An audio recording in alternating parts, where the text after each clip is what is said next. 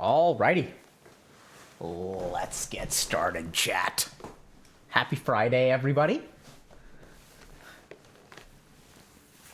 I see that we've struck a chord with what we're going to be talking about today. Welcome to another Healthy Gamer GG stream. My name is Alok Kanojia. I'm a psychiatrist. Just a reminder, everything we discuss on stream today is intended to be for educational purposes only, and nothing is intended to be taken as medical advice. So if y'all have a personal question, concern, medical question, concern, please go see a licensed professional.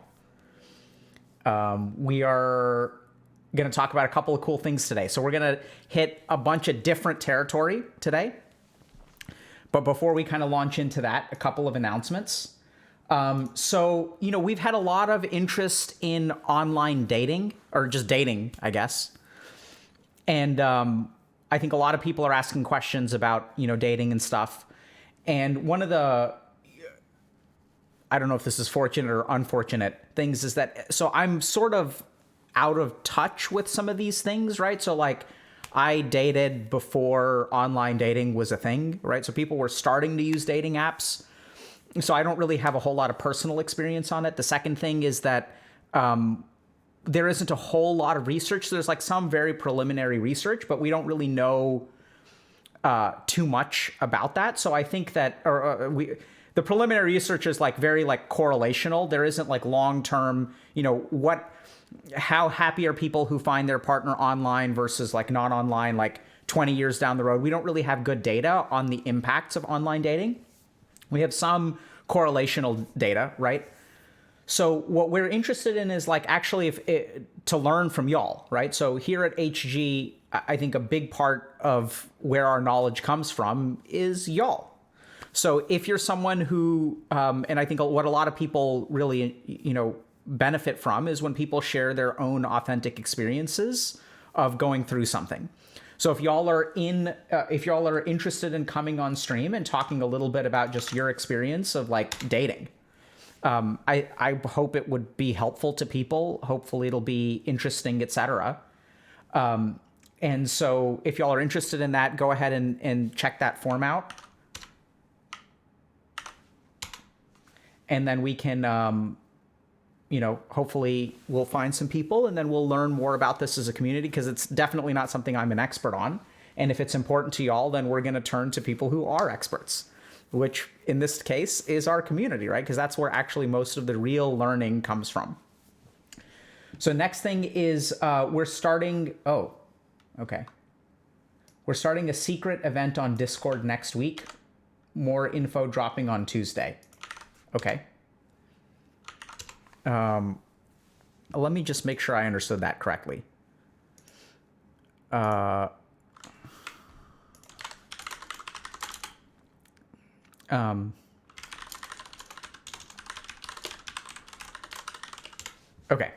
So I guess maybe it's not what I think it is, so I won't say, but so one of the big things that we're trying to do is, you know, help people more through Discord. So there's a lot of stuff that we can do well on stream. So we can like explain certain concepts. We can talk about certain issues. We can interview people. But then there are some things that in order to apply some of these principles to your life, that can't necessarily be done. Like there's a difference between like watching a stream or watching like a video about something and then actually implementing a change. And our Discord server is a great place to actually start implementing changes, right? So we have some kinds of things that will sort of support people through coaching. So if you have a particular issue or whatever, and like a coach is the right place for you to be as opposed to a therapist, that's absolutely a way that you can sort of derive value and start to make a change in your life. But then we have other things for people as well. So I think there's some community-driven stuff where you don't necessarily need one-on-one support through something. And if this is the event that I think it is, so there's something that's been really, really important in our community that a lot of people have been trying to do. A lot of people have been benefiting from, for the people who have figured out how to do it themselves. And so we're going to try to support people who are interested in doing this thing, and you guys can sign up and find out what we're talking about. Okay. All right. So, and then today we're going to be talking about a lot of different stuff. So we're going to do one post on work and getting fired. And someone asked a really good question, is like, how do I process this stuff? And it occurred to me as I was reading that post that we don't really like, people will say like, oh, I'm processing this loss, or I'm still processing the breakup. But like, I've never seen anyone share what processing is. Like, what is the process of processing? Like, what does it actually mean to sit down and try to process something? So I'll sort of share my experience of what I think that means. And when I've worked with people in the past who have processed stuff, especially in a professional environment, it's like a little bit different. So someone mentioned grief, which it is something, grief is a good example of that. But this is where, so there's a lot of evidence on grief, right? There's a lot of like books on grief and stuff like that and how to process. But in terms of the professional environment, what are the principles we can take away from things like grief, and how do we apply them to processing professional, challenges? Second thing we're going to talk about is there's someone who has a past that they're somewhat ashamed of, I would guess at this point. I'm not sure if that's really a fair characterization, but they have a past where they were involved with a group of people, and now they've sort of changed their ways some, but they want to be like transparent with people that they know now about their past. And so how do you go about, let's say like you were part of a particularly toxic community and you are no longer, how do you manage that? So that's going to be a case of, we're going to take a slightly more spiritual approach to that. And so if you guys are interested in sort of figuring out like how to move forward from like, a difficult past or a past that you no longer agree with, especially when you're likely to be judged for it, right? So when we do things in the past that we're afraid to be judged for, like how do we move forward? And then the next thing that we're going to talk about, or maybe the first thing that we're going to talk about, is going to be like getting fired. Parenting.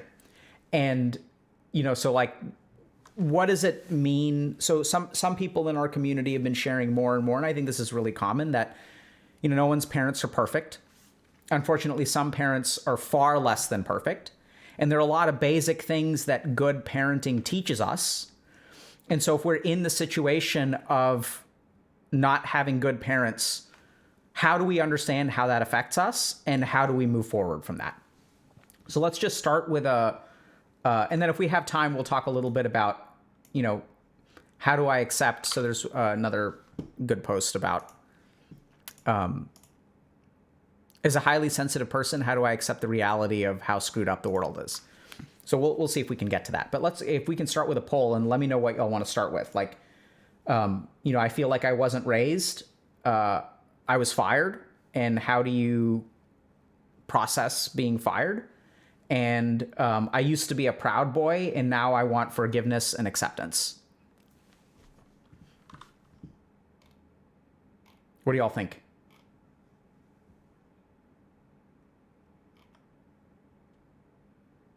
Poll. Bueller? Awesome. Thank you very much, mods. Okay, so it looks like we're going to start with what I thought we would start with. Okay.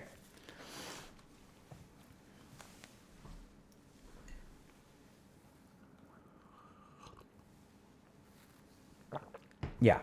Okay. So wasn't raised properly. All right. So it seems like we were well prepared for this, right? So I think this was where we'll start talking about this. Okay. So let's start, as we usually do, with a post. Actually, let's start with this quick meme real quick.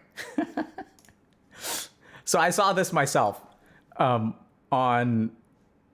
/r/ my therapist just misdiagnosed me with autism. So how do I explain to her that it's called having the Sigma grindset and that maybe she should try it too? So I just saw this and I thought it was hilarious. And like, I think this is, I had some initial thoughts, like we're not going to go too much into this, but I think the challenge that a big challenge right now with like mental health and being a mental health clinician is that as people are able to share experiences, we begin to realize that there are some things that are like, that I thought were just me that are actually like applied to a bunch of people, right? And as a result, we've started coming up with our own terms. So like this generation has its own defining vocabulary, right? Like we have our own jargon for things. And the really interesting thing as a clinician is like actually that jargon can overlap with like clinical perspectives, right? So there's like a clinical way of viewing the world. And then there's like the digital generation way of viewing the world. And sometimes those things intersect. And so I was just kind of like, I saw this and I thought it was funny because I think it's somewhat true. But, you know, like, because I could totally see how someone would identify as having the Sigma grindset, right? Which is sort of like, I'm going to play my own game and the rest of the world can do whatever. And like, I think it's just, you know, anyway. So I think it's interesting. And as a clinician, I sometimes struggle with sort of trying to figure out, you know, I'm not saying that everyone with the Sigma grindset has autism or everyone with autism has the Sigma grindset, but I definitely have worked with a group of people who are like in that middle thing where they're kind of like, you know, there's some overlap there. And so I just thought it was kind of funny. And as a clinician, I struggle to try to figure out, you know, what is the appropriate way to map these two terms together, if at all. And it's just something that's philosophically like very interesting to me. Okay. So let's start with our first post. I feel like I lost my parents mentally. What do I mean by this? They are so consumed by their blaming nature that I feel there is nothing more to them. Just today I got vaccinated, and now I have a slight fever. Their response is, you're sick because you let the window open all night, which is factually untrue. Plus, I literally have the same symptoms they had after getting the vaccine. I feel like all of my attempts to communicate with them ends with some pre-programmed responses, which I already write down as an algorithm, a pretty accurate one, so to say. I can't imagine how they can function without comprehending new information. That's my rant for today. So I think sort of related to that. Actually, maybe this was the post. This was the other post, but anyway. So let's actually do this one. So anyone else feel like they weren't raised? My parents had a very hands-off approach in raising me. Ever since the age of 8 or 9, when I got a laptop, I spent the majority of my free time alone on my computer in my room. They never talked to me, never taught me to drive or anything for that matter, never took me anywhere, never showed affection. Even when I chose to drop out of high school due to depression and laziness, I was met with no resistance. Despite living in my parents' house my whole life, I feel like a stranger in their home. I just feel like no effort was made to foster my development aside from providing basic food and shelter. Has anyone else been raised like this? And so this is really, really unfortunate, but this is actually a pretty common occurrence, right? So if we like look at the basics of becoming a parent, you don't have to take a class to become a parent. You don't have to pass a certification. You don't have to demonstrate some degree of competence. You know, all you really have to be able to do to become a parent is, you know, engage in sexual activity, or maybe not even that. And so the challenge is that, you know, it's the barrier to becoming a parent is pretty low, but the responsibility of being a good parent and the difficulty of being a good parent is really, really high. And so as a result, what we have is a lot of people out there who have parents kind of like this, right? And these are parents who don't take the time or effort, or themselves, they grew up in a particular way where they don't know how to take the time or effort to being like proactive in raising people. So some parents will kind of do this sort of thing where it's like, if my kid isn't getting into trouble, like as long as they're not like burning the house down, like I'm whatever, like they're kind of self-sustaining, they're somewhat independent. They themselves were raised in a very hands-off way. So they end up raising their kids in a hands-off way, right? So there's evidence that shows that the way that you were parented will in turn influence the way that you parent. So parents who are physically abused are more likely to physically abuse their kids. And so, but this doesn't, even if this is true and it's sort of a sad truth, it doesn't fix the problem, right? So, because like there's like millions of people out there who had parents who like did not go through parenting classes. And so what do you do if you're someone who is like playing this game of life without proper parenting? And so this is where, my approach to this is going to start off by sort of like, let's talk a little bit about like, what does proper parenting mean, right? When we think about the competencies of a parent, what kind of stuff are we talking about? And so let's take a look. Okay. So the first issue is that, oh, that's the top. So the first issue is that Dr. K doesn't know how to use technology. What? Is this trolling me now? Okay. The barriers to parenting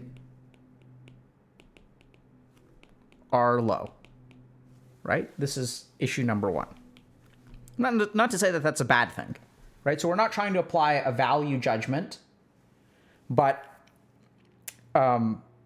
we still want to just acknowledge what there is.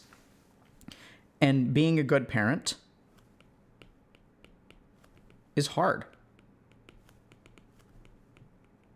Right? So what this means is that there's going to be a gap between, let's say here's all of the people who have kids, and then like here's, let's say, the people who are good parents. Let's even say that being a decent parent is not hard. But then we're still going to be left with this gap of people who don't have good parents, but have parents, right? So they're parents that haven't really been very thoughtful about how to raise their kids. Parents who will give the kid a laptop at the age of 8 or 9 and then just let them like autopilot things, right? A kid that says, oh, I want to drop out of school, and parents will be like, all right. So they're kind of super hands off. So now if you're kind of faced with this situation, there's a lot of stuff so you basically have like some catching up to do, right? And this can feel very, very overwhelming because you don't even really know what you have to catch up on. So the third thing that I tend to see for people in this group, right, is they start to think lowly of themselves. And why is that? So they look around at all the people who are parented well, and they see these people like doing things. Like finishing school, getting a job, entering relationships, doing laundry, being able to cook for themselves, paying taxes. There's a bunch of people out there who do all this stuff, right? But like you were never taught how to do any of that stuff. The challenge is that if you're this person over here who was raised by these parents, there's a very, very high chance that you do not see that as a deficiency of teaching. You see that as a personal deficiency, right? So this is where like, as you look around at the rest of the world that's able to relate to other human beings, make friends, form relationships, pay bills, go on vacation, all this kind of stuff, you start to just think about yourself as lazy, as incompetent, right? As socially awkward.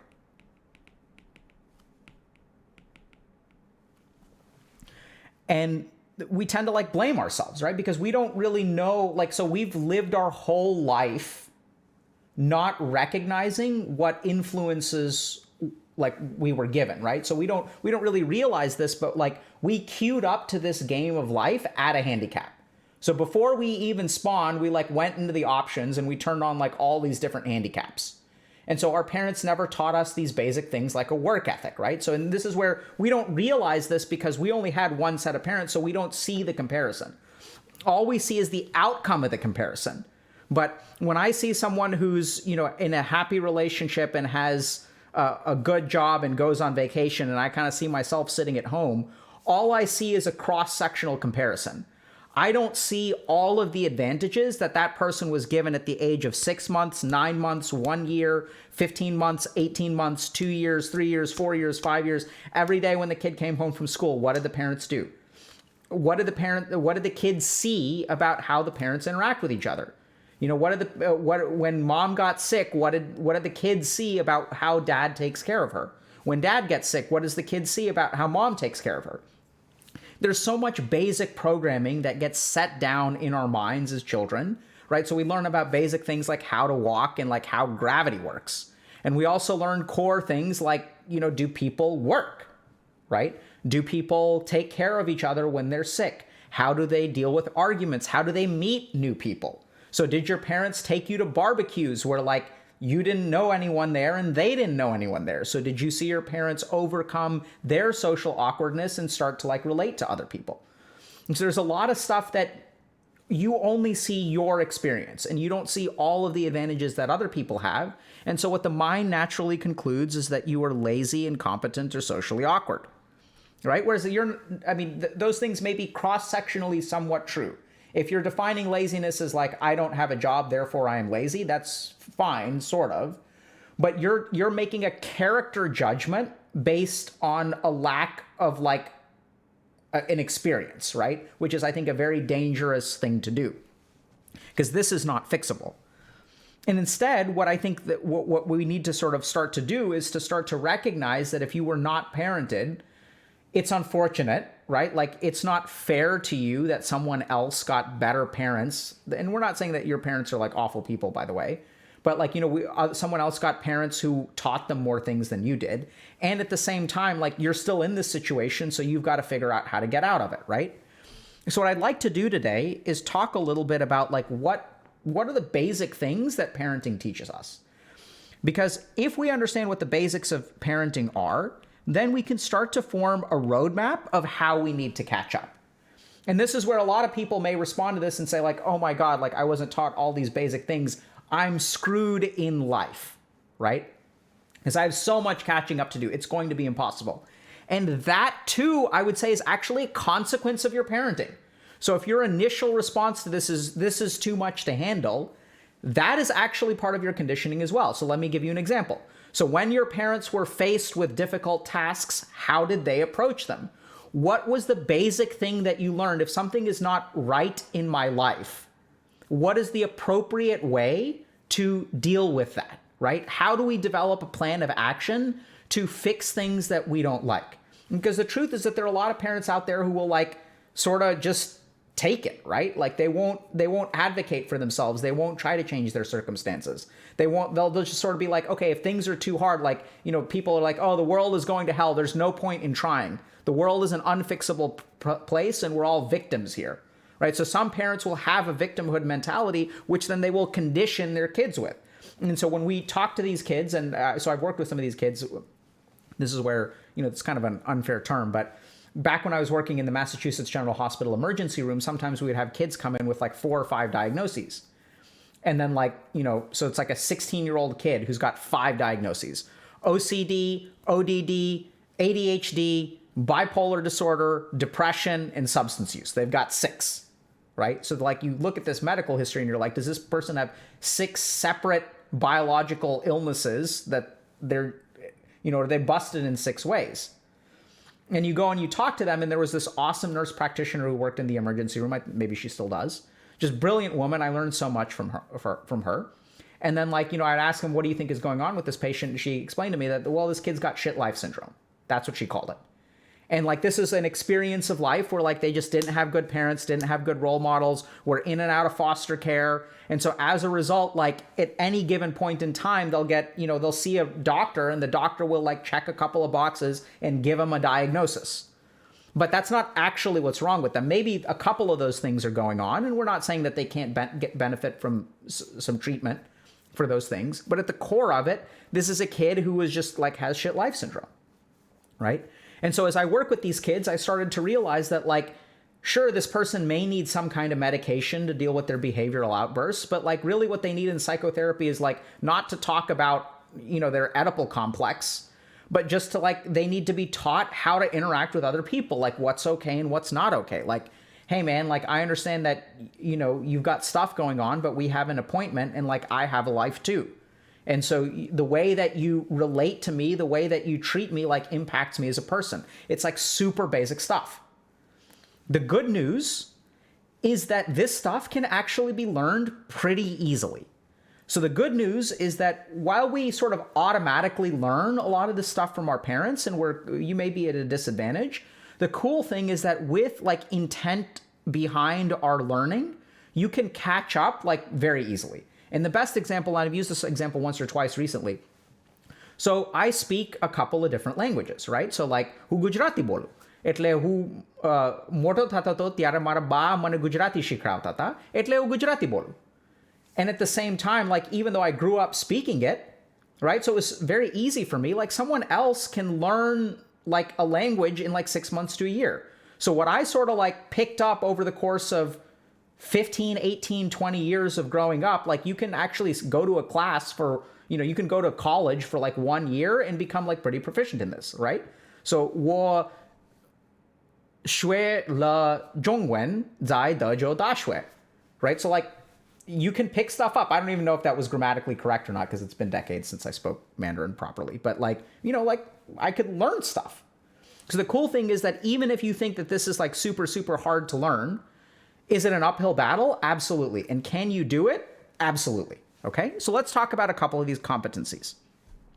So the first is like, so we're going to go through a bunch of different categories and I want you all to think about your own parenting. And even if you had good parents who taught you a lot of this stuff, no parent is perfect, and there's a chance that you can benefit from intentional learning of some of these other things, okay? So the first thing is going to be work ethic.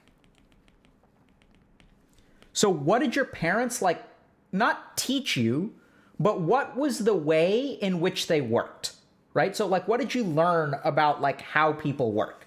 So I'll give you guys an example. So I'll talk a little bit about my own life. So my dad used to like leave home around 8 o'clock. And then he would come home around like 9 p.m. So he was a doctor and he worked really hard. He traveled to 2 different cities.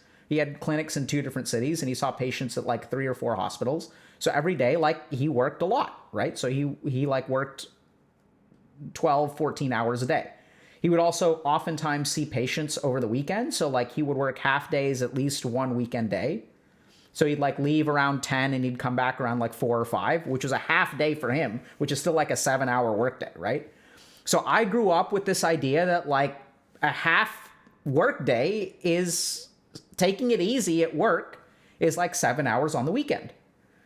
So this is also where like my mom also was a practicing physician, but her day was different, right? So she would like get to her office around 9 or 9:30. She would drop me off at school. She would work until about 4 o'clock and then she would come home and then she would do like house stuff, right? So I'd see her home around 5:30 or 6. She would oftentimes stop by the bank on the way home.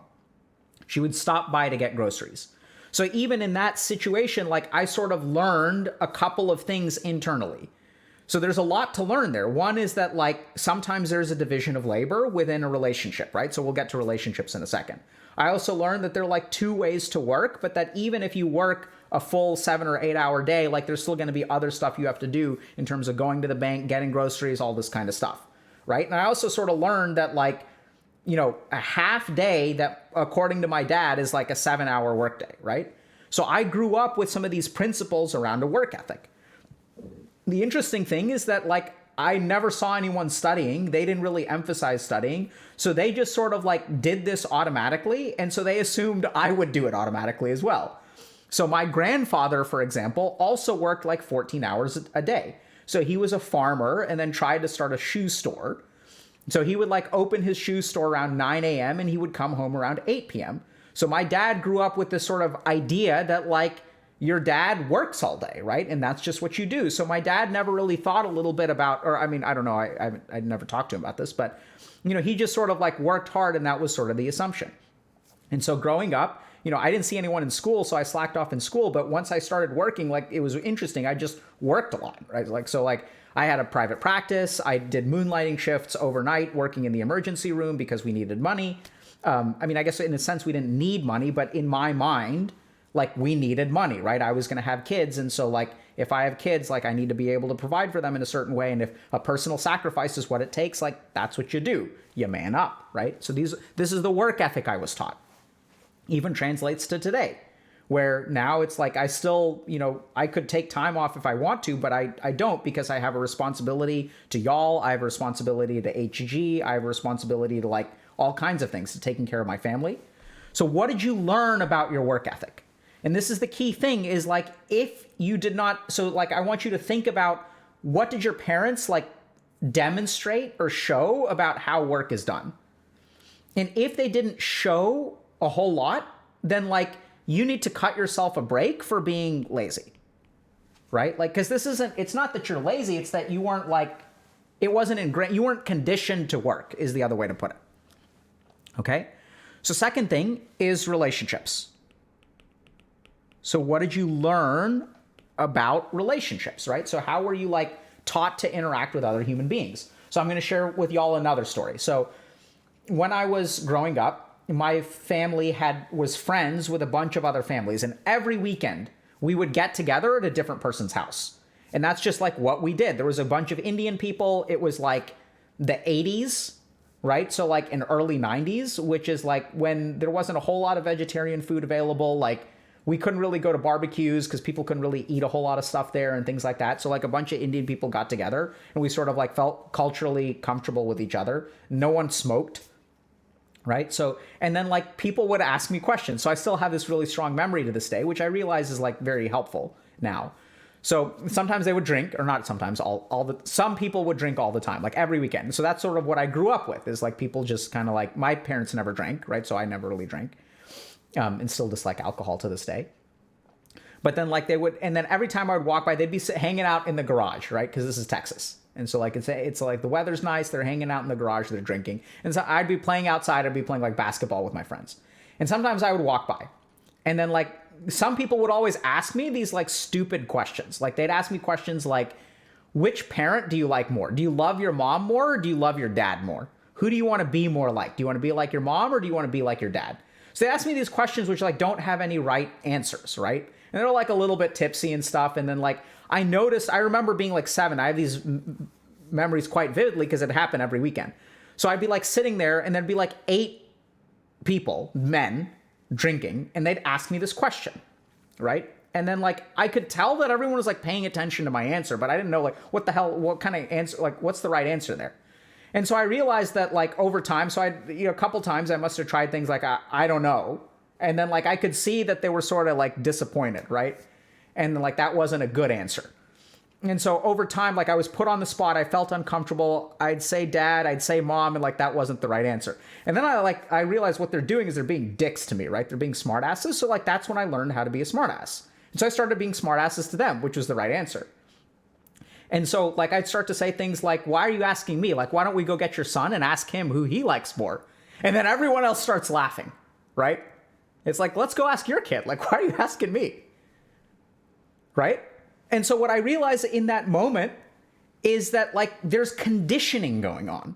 So as I grew older and I started to get bullied and stuff, like I learned how to fight back, right? So even though I got bullied and it was bad, right? I learned how to a certain degree, like hold my own, which in a sense, like only made the bullying worse, right? Because you're not going to lay down and take it, like, And so there's a lot that I learned about being under fire, like being under pressure. And even now, like speaking publicly is not so much, I'm an introvert. In a sense, I used to be shy, but like now it kind of doesn't bother me, right? Because I've been under scrutiny and like people have been smartasses to me, and like I kind of practice this. So that's like one example of like social conditioning that I had, which I'm sort of grateful for, even though I don't necessarily think it was the nicest thing. It was like kind of toxic in some ways, but all's well that ends well. And I even found that I'll do some of that stuff to my kids too, right? So I'll kind of like, and they're learning how to be diplomatic. So I'm not a smart ass to my older kid, but sometimes I'll ask her just because I'm curious, right? So I'm trying to figure out how to be a parent. I'll ask her like, who do you like more, mom or dad? And then she's like learned how to be very diplomatic. So she's like, I actually like both of you. I don't have to like one of you more than the other, right? Because she's like learned how to question assumptions and stuff. And I love that answer. So now she's learned if there's a question that's kind of a trap, like how to dodge. So she's great, right? So now hopefully I'm not scarring her for life, but someone can interview her 30 years later and we'll see.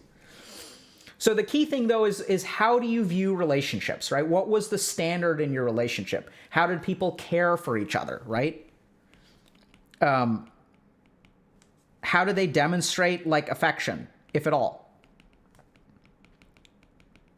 Like there are other kinds of things like holiday gifts, right? There's like little things. Like how do you maintain a relationship with someone who's not a family member? How do you manage conflict? Did your parents argue? Did they yell? Did they like just start drinking after a fight? Did like mom or dad just get in the car and drive away and come back the next day? Like what happened? How do you manage conflict? And depending on what you were shown, right, you're going to have like a leg up on people who are not shown those things. So for example, I had to learn a lot about gift giving. So like my mom would sort of have a super generic idea about like how to give gifts. So she would be like, there's like a formula in her mind where if someone is like this kind of thing, then you get this kind of gift. Whereas, I learned a lot about gift giving actually from my wife because I think she's like does a better job at giving gifts. They're like super thoughtful. So it's kind of funny. I hope I'm not, I love my mom and she's a wonderful person, but I'm about to say something that's a little bit, critical. So, there's this saying that it's the thought that counts, right? And so there are two ways to interpret this. One is that you should spend a lot of time thinking about your gift because that's the important thing. The other way to interpret this is that the price tag really is unimportant, right? So you don't have to get expensive gifts for people, which is true. It's one interpretation, but it's like, it's the thought that's the important part of the gift. So in terms of relationships, if you're socially awkward, you should think about these things. What kind of like, and this is the way I describe it, is like, what kind of like starting zone were you in? Like what skills could you develop in your starting zone, right? So if we're like playing an MMORPG, it's like, I can level up my herbalism because there's lots of plants around, but I can't level up my fishing because, I can't level up my fishing because there's, there's nowhere to fish. And so that's like skill number 2, right? And so in that way, we're going to have your individual spawn is going to have particular things that you had opportunities to learn and opportunities to not learn. Next thing is self-care, right? And this sort of breaks down into physical and emotional health. So what was your conditioning around taking care of yourself physically? Like, did you have parents who exercised or not exercise? So before you call yourself lazy for not going to the gym, like think a little bit about what you were taught about the importance of exercise. Did you have parents who like, threw around the football with you, taught you how to play soccer? Did y'all go swimming together? Like, did y'all have a pool in the backyard? Did y'all go to a friend's pool? Did y'all visit the lake? Did you guys go climbing? What kind of vacations did you take? Did you go to all-inclusive resorts that were about buffets, or did you go like hiking in the mountains? So there's all kinds of stuff about physical self-care that you may or may not have been taught. Once again, if you're out of shape, this may not be your fault, right? If you're socially awkward, this may not be your fault. It's absolutely something that you need to improve on, but it doesn't mean that you're like characterologically a messed up person. It just means you weren't given opportunities to learn. What about emotional self-care? This one is huge. So also being from the Indian diaspora, we see this a lot in, non-developed countries where like emotional self-care was not something that was actively done, right? It was sort of like passively done through like going to the temple every now and then and kind of taking walks and stuff like that. But we never like talked about our emotions when I was growing up. Like no one ever asked me like why I was upset. As I continued to fail class after class after class, what I got was like direction. No attempt at understanding, right? So no one asked me like, how do you feel and why is this happening? They just told me you need to do this differently. You need to do this differently. You need to do this differently. Let's try it this way. Let's try it that way. So even that prescriptive approach as opposed to a diagnostic approach was something that I was like kind of conditioned to. So I was like a big problem solver. How do I solve my problems? How do I solve my problems? How do I solve my problems? And so for years, even like when I was failing out of school and stuff, I would like look at a lot of self-help crap, right? Because I was like, I need to fix this. I need to fix this. I need to fix this. But instead, what I needed to do was like understand things. And that's why we like propagate this view, right? That's the structure of this lecture. Is let's break this down and understand it first. Next thing is creative pursuits. There's all kinds of other stuff here too. Like, did you go to the dentist? Right? Did you go see doctors? Right? There's all sorts of other stuff. Like, what was substance use like in your home? So we'll talk about substance use in a second. So then there's like creative pursuits. So this is something that I realized like was missing from my life. So I had, and this also is probably somewhat historic. So my dad was super into singing, was actually like at one point won some kind of award at school. And like my grandmother proceeded to smash his trophy. And she was like, you need to be studying, like don't waste your time singing. And so it was sort of a powerful moment in his life. And so as a result, like they weren't into creative pursuits, right? It was about studying and getting grades. And so growing up, my parents did what any good Indian parents do, is they signed me up for piano, but they didn't really care about it. They just like, they're like, okay, so, like this is something that's good for you to do. You need to be like well-rounded. So they signed me up for it. They didn't really like invest in it. And after years of saying I didn't want to go, they kind of let me quit. And why is that? They sent me to this class, but then like they never played an instrument. They never sang. Like I never saw it at home. So it was sort of just something that they tried to do. I don't blame them from doing it. I think they did a wonderful job of parenting. I'm really grateful. But what do your parents teach you about creative pursuits? So like when you have an idea for something, like, is work for money? Right? Or can you be creative? Like, can you be creative and make money at the same time? Is it creativity versus money? Or can you pay your bills through being creative? So a lot of what we hear is that's not a real job when it comes to creative pursuits, right? This concept of a real job. So how did your parents teach you about creative work? Did your parents paint? Did they write? Did they, color? Did they play music? Did they sing? Like what did you learn about creative pursuits? Is it a hobby? Like were they a professional musician? Like, so there's all kinds of things that will influence you about creativity. Next thing that I'm going to talk about is general adulting. So there's like a bunch of stuff that we get shaped in terms of like laundry. So like, how was laundry done at home? Was it done, did everyone clean? Like what was hygiene like? Right? So I feel dirty if I kind of like don't shave every other day at a minimum. And my dad was the same. He would shave like every single day. And like he would use the same aftershave. And like, so he started his day off like that. And now even today, like it's really hard for me to work unless like I shower and shave at the very beginning of the day. And like I kind of feel clean and fresh and it helps. Right? So how did they manage personal finances?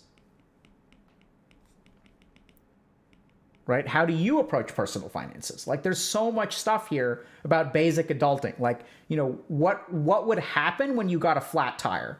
Right? So there's like so much stuff here. Did you call someone? Did you have AAA? Or did like someone, like, did you change the tire yourself? Like, and someone's saying, what tire? Yeah. So like, did you even have a car? So here you are as an adult, you're getting your first car and you don't know how to change a tire because you feel incompetent. You're like, oh, I should know how to change a tire. But your parents grew up taking public transport or you walked. So you don't even know how to change a tire, right? And then you feel incompetent because of something about your conditioning. Next thing is cooking. Who cooked at home? Did anyone cook at home? Was it frozen meals? Was it pre-prepared stuff? Was it mom always cooking in the kitchen? Did dad sometimes cook? Right? So I grew up in a household where like mom and grandmother did most of the cooking. Women did a lot of the cooking. And then like men would cook on occasion and would be kind of a mess. And so like that's something that through intentional effort we can change, right? So nowadays, for example, I cook dinner more than my wife does. And so then the question kind of becomes like, okay, so like, what do we do about this stuff? And this is where like the answers are, and by the way, I would make a very good Indian wife. I just heard her outside. I wonder if that was her, but because I'm good. I'm a very obedient wife. So, yeah, so like, and this is where people are sort of saying like, men don't do chores around the house. And like, I didn't see my dad do chores around the house, but then again, I didn't really see him at home, right? Because he was working all day. So like, but my mom didn't have a daughter. If she had a daughter, I'm sure the daughter would have helped her out a lot more, but she had a younger son and an older son. So guess who got to help out in the kitchen way more? The younger son, right? So then if you're approaching the situation and you haven't been parented properly, the first thing to understand is like, okay, like where are you deficient? And then like, don't lose, if you're like, I don't know any of this stuff, let me throw my hands up and give up. Don't do that. That's part of your conditioning too. Right? Because the truth of the matter is you can fix any of these things like with a relatively small amount of time. I'm not saying it's a low effort, but like, for example, let's just pick hygiene, laundry, and cooking. Within the span of 1 week, you can learn how to do laundry, learn how to shave, go get a haircut or cut your own hair, and like learn how to cook 2 meals. That's all it takes is 1 week. And I want you to just think about yourself for a second. Like if you're someone who doesn't know how to cook and like is unkempt or whatever, like imagine how awesome it would be. Like this is where you are, right? You're someone who doesn't do laundry, is not hygienic, doesn't know how to cook. 1 week from now, you can make significant progress in all 3 of those things. Just 1 week. You're like, I'm going to learn how to make pasta. I'm going to learn how to make vegetable soup. I'm going to cook these 2 things twice over the next week. You're going to look up some recipes. You're going to go to the grocery store. You're going to buy some stuff. Come back, right? And like follow the recipes and do it. It won't taste great. Maybe it'll taste delicious because, you know, sometimes you can actually make things really tasty with very little effort and very little experience. And then you can learn how to do laundry. Like you can have folded clothing, right? I don't know how to fold clothing. I still don't know how to fold t-shirts. But you can like look at a guide online and like learn how to fold clothing. And then you can have like an organized closet. You can be groomed and you can cook 2 meals. 1 week, right? Theoretically, even 2 days, like 72 hours really is all you need. And then you can say, but what about these other things? Like that's easy, but you know, like what about physical health? Like I wasn't taught to be like, you know, go and exercise. I don't even now, you know, so growing up, I was told like, oh, that's like not, our people don't do that kind of work for certain kinds of physical labor, right? Not by my parents, but by some people close to me. And so I don't agree with that now, right? So like that was something that I was sort of conditioned to, like we didn't do that sort of stuff. But now I've learned how to do things like unclog toilets and stuff like that. Because in my house, we would always call someone because labor is cheap in India and people sort of specialize. And like that's just how it works. So now I can I water my own plants. I unclog my own toilets. You know, it's been a while since I've changed a tire, getting rusty there. You know, changed out a water filter to my house recently. Like you can learn all this kind of stuff. So physically too, like you can start somewhere, right? You can start by going for a walk, 5 push-ups, 5 squats. If you can't do a single push-up, no big deal, right? You don't have to have, you can do push-up using your knees. So you can like lift up the backs of your legs, and that tends to be a little bit easier. So you can start somewhere. So emotional stuff, like you can start by like doing a little bit of journaling, right? And is it fair that you have to learn how to do all these things yourself? No. But the good news is that in 1 week, you can do all this crap, right? You can get started. Now, this is where things like work ethic and relationships become a little bit more complicated. But this is where you also need to be a little bit more careful with your diagnosis, right? Your internal diagnostic process. So what is lazy? Like, what was it? What were you taught? Like, what's the first step? This is going to be very kind of specific. So were you taught that people don't work? Were you taught that some people work and some people don't work? Like, there's a lot of stuff here that, you know, we try to teach people about relationships, about work ethic, about motivation. So you've got to learn these things because you weren't conditioned to them. And so at the end of the day, it's very unfortunate that some people were not parented well, right? Like some people, because it's really easy to have kids, but it's really hard to raise them. And sure, you can sort of blame your parents if you want to, but that's neither here nor there in my book. Like you just have to acknowledge that this is where you are. You know, the blame and stuff, like you can, but blame doesn't help you at all. It can be useful from sort of emotional processing. But generally speaking, if you're in this situation, the good news is that you can fix it. It's not going to be easy. You may automatically be conditioned to say, oh my God, this is too much to handle. But that in turn may have been the way that you were taught to handle things, right? How did your parents handle difficult situations? Did they throw their hands up and say, I'm powerless to deal with it? Or were they like, you know, maybe they were a little bit more proactive and like, okay, you know, you have to break you climb a mountain one step at a time, break a difficult task into 100 pieces. And you can work on this stuff. And it comes down to a couple of basic things. So when I think about what parents are there for is they're there to teach us about work ethic. They're there to teach us about relationships. They're there to teach us about self-care and health, right? They're there to teach us about creative pursuits. They're there to teach us about some basic adulting things like paying taxes and doing laundry and like being a grown-up, right? And so even if you don't know those things, you haven't been formally taught those things, you can learn those things. So this is the cool thing is like the internet is full of resources and you can start to make progress like today, right? You can cook one meal today. You can, even if it's like instant ramen, like if all you make is ramen, like buy some vegetables and throw that crap in there, buy some mushrooms, buy some spinach, make a boiled egg, like toss that in there. And you've upgraded your culinary skill from like 1 to 2. You may have 98 more points to grind, but at least you've made a little bit of progress. And the really awesome thing is that as you start to make these changes in your life, your view of yourself, right? So remember that the challenge here is that we start to make judgments about ourselves based on the lack of experience that we have. So we make a character logic judgment that is actually due to inexperience, right? It's not that we're low level. It's like confusing having low stats with being low level. Oh, like so like be careful about that. And as you start to make progress, hopefully you will start to think about yourself in a different way. And then it sort of becomes a positive spiral where the more progress you make, the better you feel about yourself and the easier it is to find motivation. And then you'll start to pull yourself out of this. The good news about spirals is that they work both ways. And sometimes all you need is a break. Questions?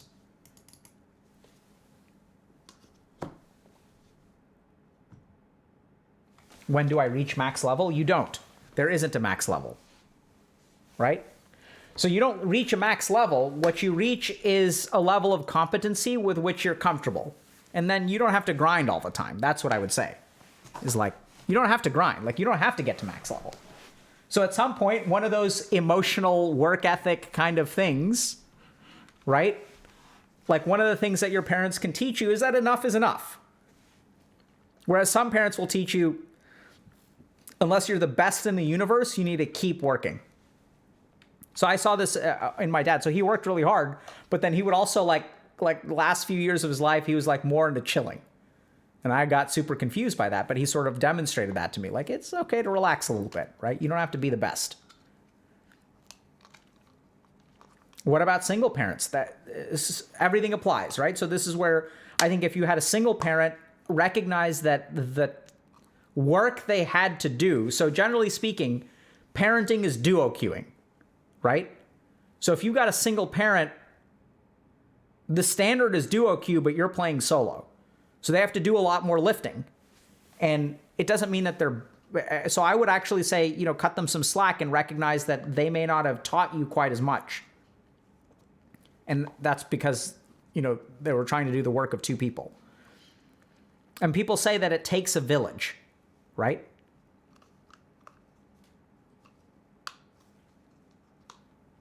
What self-actualization? We'll talk about it in a little bit, I think, in a sense. Yeah, will I do a cooking stream? I'd love to. But it's hard because this is where my camera is.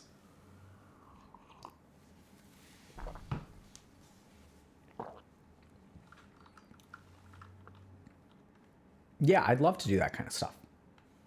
So Indian house, absolutely, dude. Yeah, I was going to do a tandoori stream. I still want to. So the thing is, the tandoor is really hard to use, dude. It's like, so I'm like decent at grilling. I mean, I'm nowhere near a grill master, but like I can grill some good food. But the tandoor is like, it's a whole beast, dude. It's legit. Like, so what I like about it, so I use a charcoal grill. What I like about a charcoal grill is like, sure, it's like a 1 or 2 hour endeavor, but you can get food pretty quick, right? Like you can fire up the coals and like, you're kind of done in 2 hours if you really want to be. But the tandoor is like, it's like a 4 to 6 hour endeavor at a minimum. It's like old school, man. So it's like, it really is good for cooking a lot of food over a long period of time.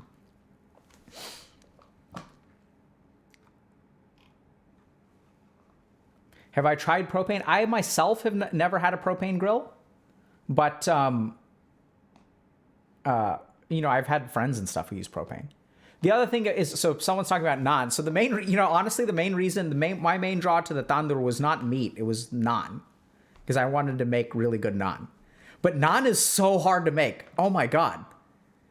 Like, it's like a day-long process. Like, you gotta let it rise and all that kind of stuff, right? So it's tough. It's so delicious. And I can get it to stick to the side, but it's not great. It's not. So it's the kind of thing where, like, I'll get back into the tandoor when I have a dedicated amount of time. So I can't, like, I may be able to use it like once every 2 months or something just because I'm busy. But when I can, like, use it, twice a week for 1 month, like, then we'll start doing it for real. And it's going to be tandoor all day, every day. Tandoor is an Indian clay oven, for those of y'all that don't know. Will this be on YouTube? I have no idea.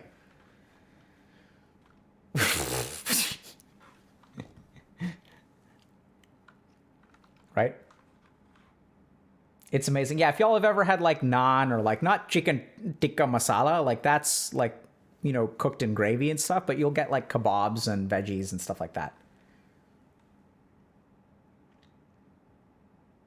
Yeah, so a lot of places, someone's saying we have a tandoor in Turkey too. Yeah, so a lot of, like, South Asia, Middle East, like that whole stretch, like up to Eastern Europe. And maybe this is unfair characterization because I don't know the culinary attributes of every country in the world or their culinary history. But, like, that whole stretch is really good at, like, making delicious bread. Right? Like pita bread and all that good stuff. It's just delicious food. There's so much good food in the world. Oh, I'm hungry now, chat. GG. Speaking of eating healthy, I've had a banana and an apple today. And a cup of coffee. That's been my diet today. So I'll eat afterward. So I also have, this is just like my own internal tip that I do for myself to try to stay eating healthy. Is I let myself sort of eat unhealthy, but I have to eat healthy things first. So, like, this is the real paradox about eating healthy, is that the hungrier you get, the more you crave unhealthy food, but the more you are going to be satisfied by healthy food, right? So your cravings get worse, but, like, if you eat like, anything you eat will be more delicious when you're hungry, but you will crave unhealthy things. So the trick is, even if you eat a banana, it's like, wow, that banana is amazing if you're starving. So you just, like, eat a banana and then you eat an apple and you try to push things out until you crack. And then by all means, like, eat whatever you want to. But then at the end of the day, like, at least half of the day you've been, like, eating really healthy stuff. Right? Don't starve yourself. That's not what I'm saying. Yeah, oats is good. Had oatmeal yesterday. Oatmeal with berries. This is legit.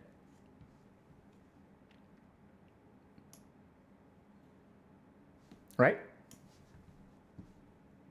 Okay, shall we move on? Okay, second thing was, do y'all remind me what was number 2? Was it, got fired from my job? Should we do that next?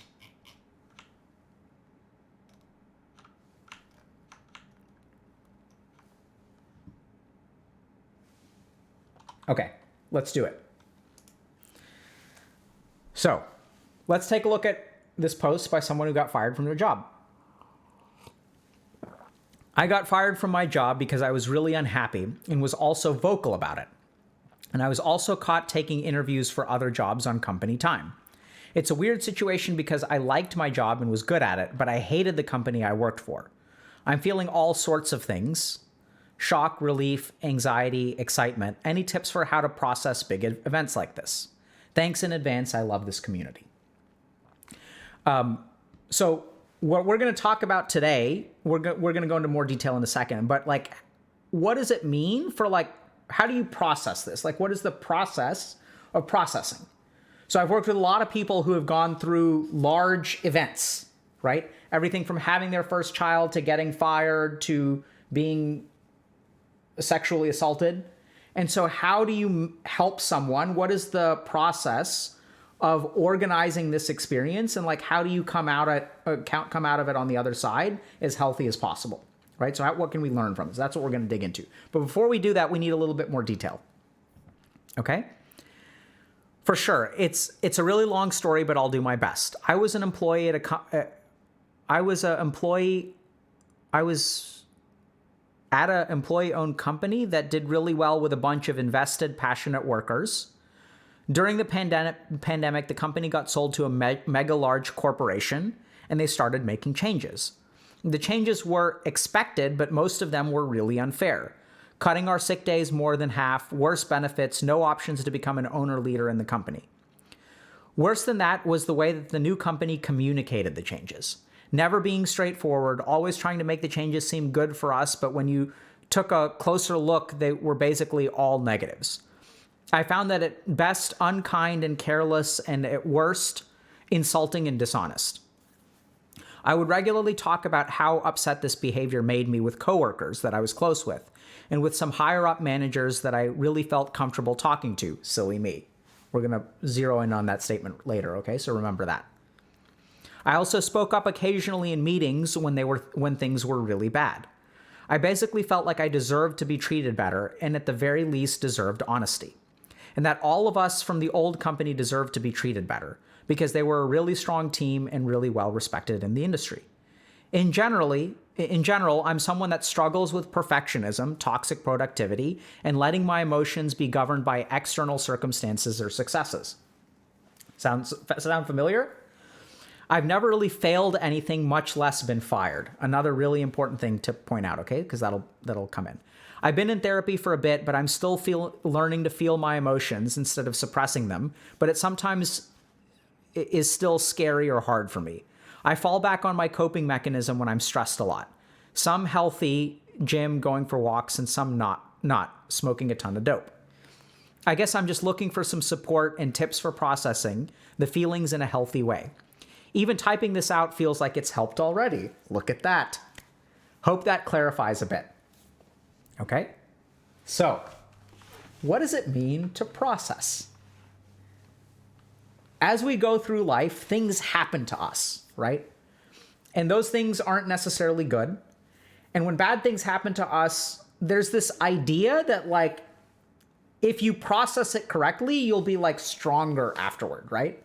So so everyone's kind of thinking like, oh, like I'm still processing, like I want to process, like, I need to process this. How do I process this correctly? But I've never seen anyone that says, here is how you process. Here are the steps. Here are the goals. This is what we should do. Here's the game plan. Okay. If you do this stuff, you will process and it'll be great. Now we learn this stuff as clinicians, right? Even then, like I was never taught in therapy, like this is what you do. It was never described to me like that. It's like, here are the skills that we teach. Here's a bunch of weird like psychological principles like Jung's shadow, the Oedipal complex. Here's Erikson's stages of conflict and growth and stuff like that. Here's Maslow's hierarchy of needs and self-actualization. Here's Aaron Beck's model of the mind. Here's Judith Beck's like improvement on the model of the mind. Here's Sigmund Freud's theories. Here's Anna Freud's defense mechanisms.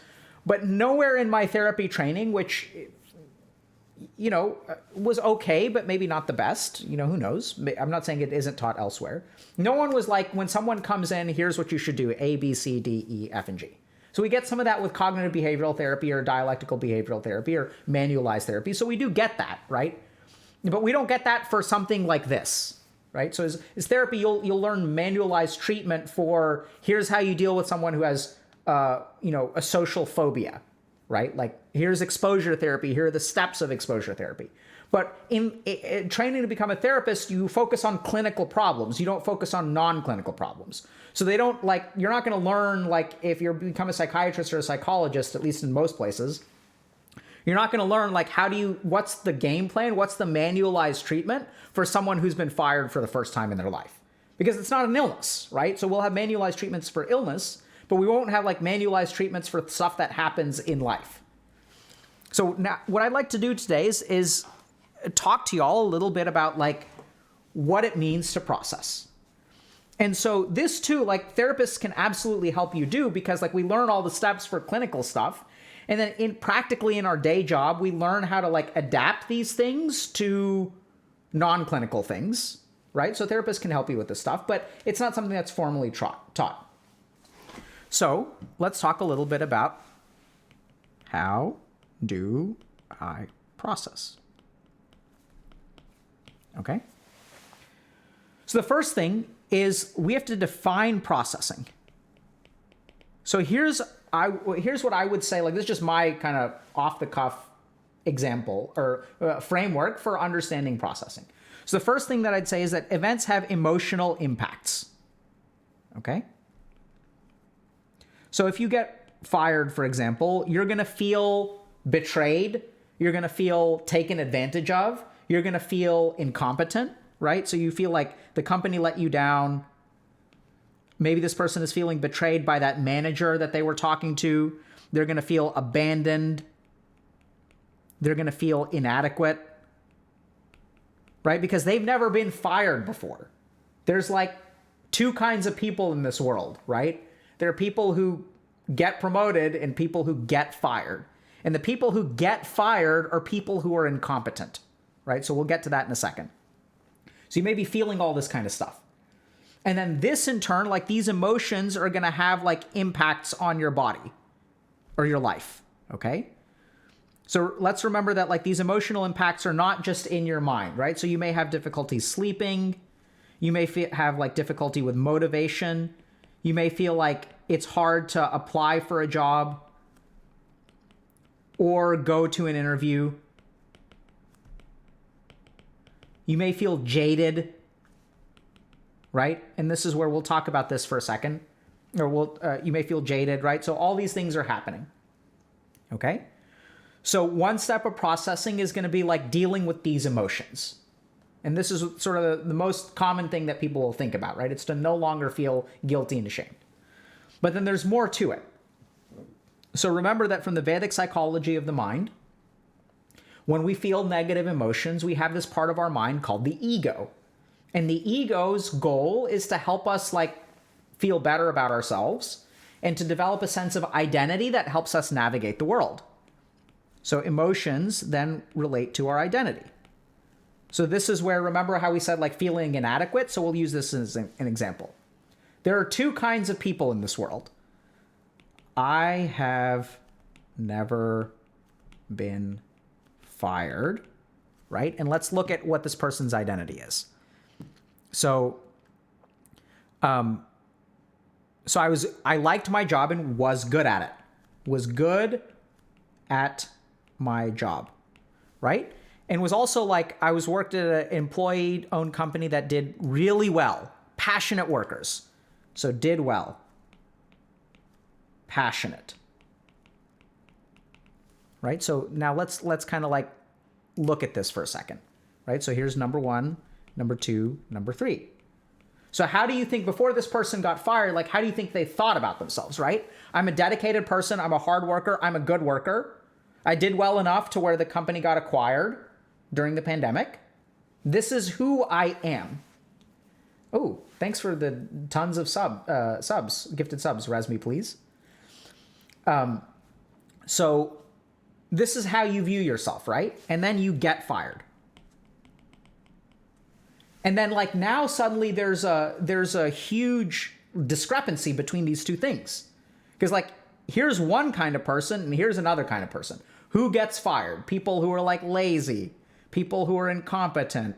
Those are the people that get fired, right? We have this sort of societal conditioning that this is how you get fired. And so this creates an identity conflict. And then this in turn is going to affect your behaviors. Okay? So once our identity gets kind of confused, right? Like, are we like, am I a good worker or a bad worker? Like, what kind of worker am I? So, and then you may say like, well, why is that relevant? Like, what do you mean by that? So this is what I mean. So when you go to a job interview, like how confident are you going to be? Right? Like, what are you? Are you a loser that got fired? Or are you like someone who is a passionate hard worker who built something with a team of people? Like, it's kind of confusing. So processing involves resolving this identity conflict so that it no longer negatively shapes your behaviors. right? So if we don't resolve it, we can have negative behaviors. And then if we do resolve it, we can actually have positive behaviors after that. So let's just look at like the job application and the interview process, which is going to be affected by like me getting fired. Okay. So am I a good worker? Am I a bad worker? I don't really know. And so if we think about how we get affected by things, so we can see this in the case of trauma as well, right? So let's say that I get, I go through a traumatic experience. So like I go to, let's say like I'm driving a car one day and I get hit by another car. So there's going to be like some kind of emotional impact. I'm going to feel afraid, right? And then like I'm going to start to wonder, am I a bad driver? So then like there's fear, right? And then there's like good driver or bad driver. So I used to pride myself on being a good driver because I had never been in an accident. I'm a good driver. I've never been in an accident. There are all these people out there who are competent drivers. They get into accidents all the time. So there's like an emotional element. And then we can see even in this simple example, like automatically, like, am I a good driver or am I a bad driver? And you have to kind of like think through that, work through that. And can even affect your behavior. It's like now what's going to happen is I'm going to drive less. Why? Because maybe I'm a bad driver. Oh my God, right? So my confidence is affected. So it's going to affect my behavior. So if we think about processing, so what would be the goal of like therapy with this person is to like help them, digest this fear, help them resolve their identity, and help them like move their behaviors in the right direction. So what would that look like in this case, right? So this is where like, if I was this person's, if I was working with this person or advising this person, like it's not necessarily like a therapeutic thing. So I'm not offering medical advice here, but like even for my friends, for example, who have been fired, here's how I would help them kind of reconceptualize things. I've reconceptualized things myself, so I can offer this example as well. So, I would start by sort of acknowledging what you're feeling, right? And sort of like recognize that this is important. So it starts with acknowledgement. Then what I'd also do for emotional processing is adjust kind of behaviors related to emotion. I know we talked about behaviors down here, but what I mean by this is like I'd start doing things like going for a walk, spending time in nature, maybe journaling, right? And people may be like, oh, but what good does journaling do? Boom. Boom. Boom. That's all you need, right? So like they didn't say it over here. This was the first version of the post. And then I asked them for more information. I commented on this post, which sometimes I do from time to time. And then they wrote this. And somehow adding this element seems to have helped some. So this is the process of acknowledging your emotions, right? And somehow that's like in and of itself is like healthy and helps people, right?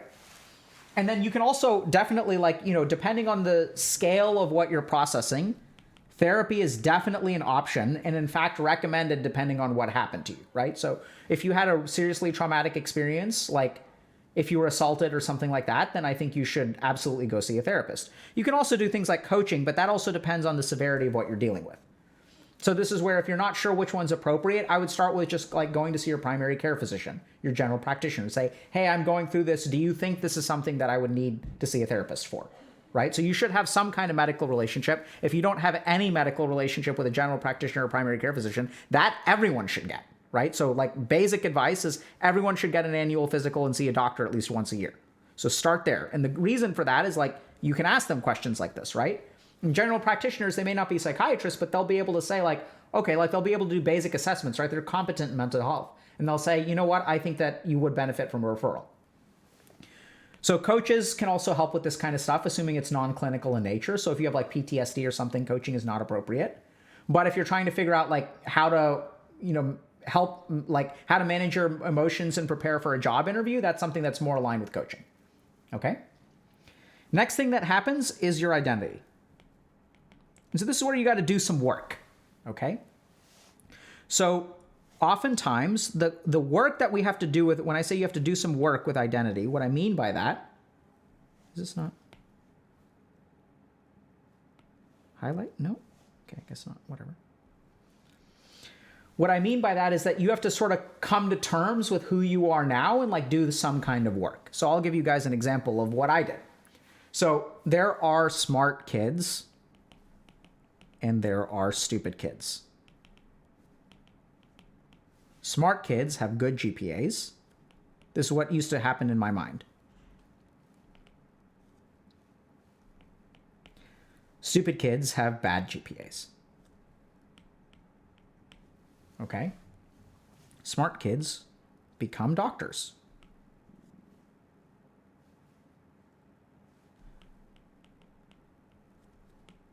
And stupid kids don't become doctors. So, I'm applying to medical school, right? Am I a smart kid or I'm a stupid kid? I was told growing up that I'm a smart kid, but I have a bad GPA, and I certainly haven't been getting into medical school. So my ego was hurting. My identity was hurting. I felt like, am I stupid or am I smart? I felt dumb. And I started to like really think about it and kind of work through it. And then what happens is at some point, and I imagine this is the case for this person as well, I wound up in a medical school interview. Right? So, and this person will probably wind up in a job interview at some point. And if you've gotten fired, one of the most terrifying things to think about is like, they're going to ask you what happened at your last job. And then you don't want to say or admit and because all the shame that comes with like, I was fired, because then they're going to think you're in this bucket. Right? But you like, don't want to lie. So like, how do you manage that? So here's what I said in my medical interview. They asked me like, what's up with your GPA? And I said, well, like when I was in college, like I really didn't know what I wanted to do in life. And so I didn't apply myself in school. And so I got a bad GPA. This is the third year I'm applying to medical school. I've taken more and more classes since then. If you look at the last 2 years of the classes I've taken, my GPA is pretty good.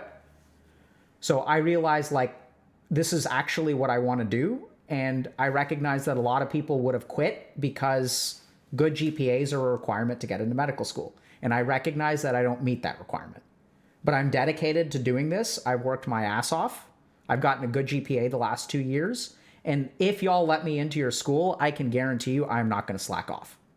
I've slacked off once in my life, and I've learned the consequences of slacking off. And I can guarantee you that I will work really, really hard if given this opportunity.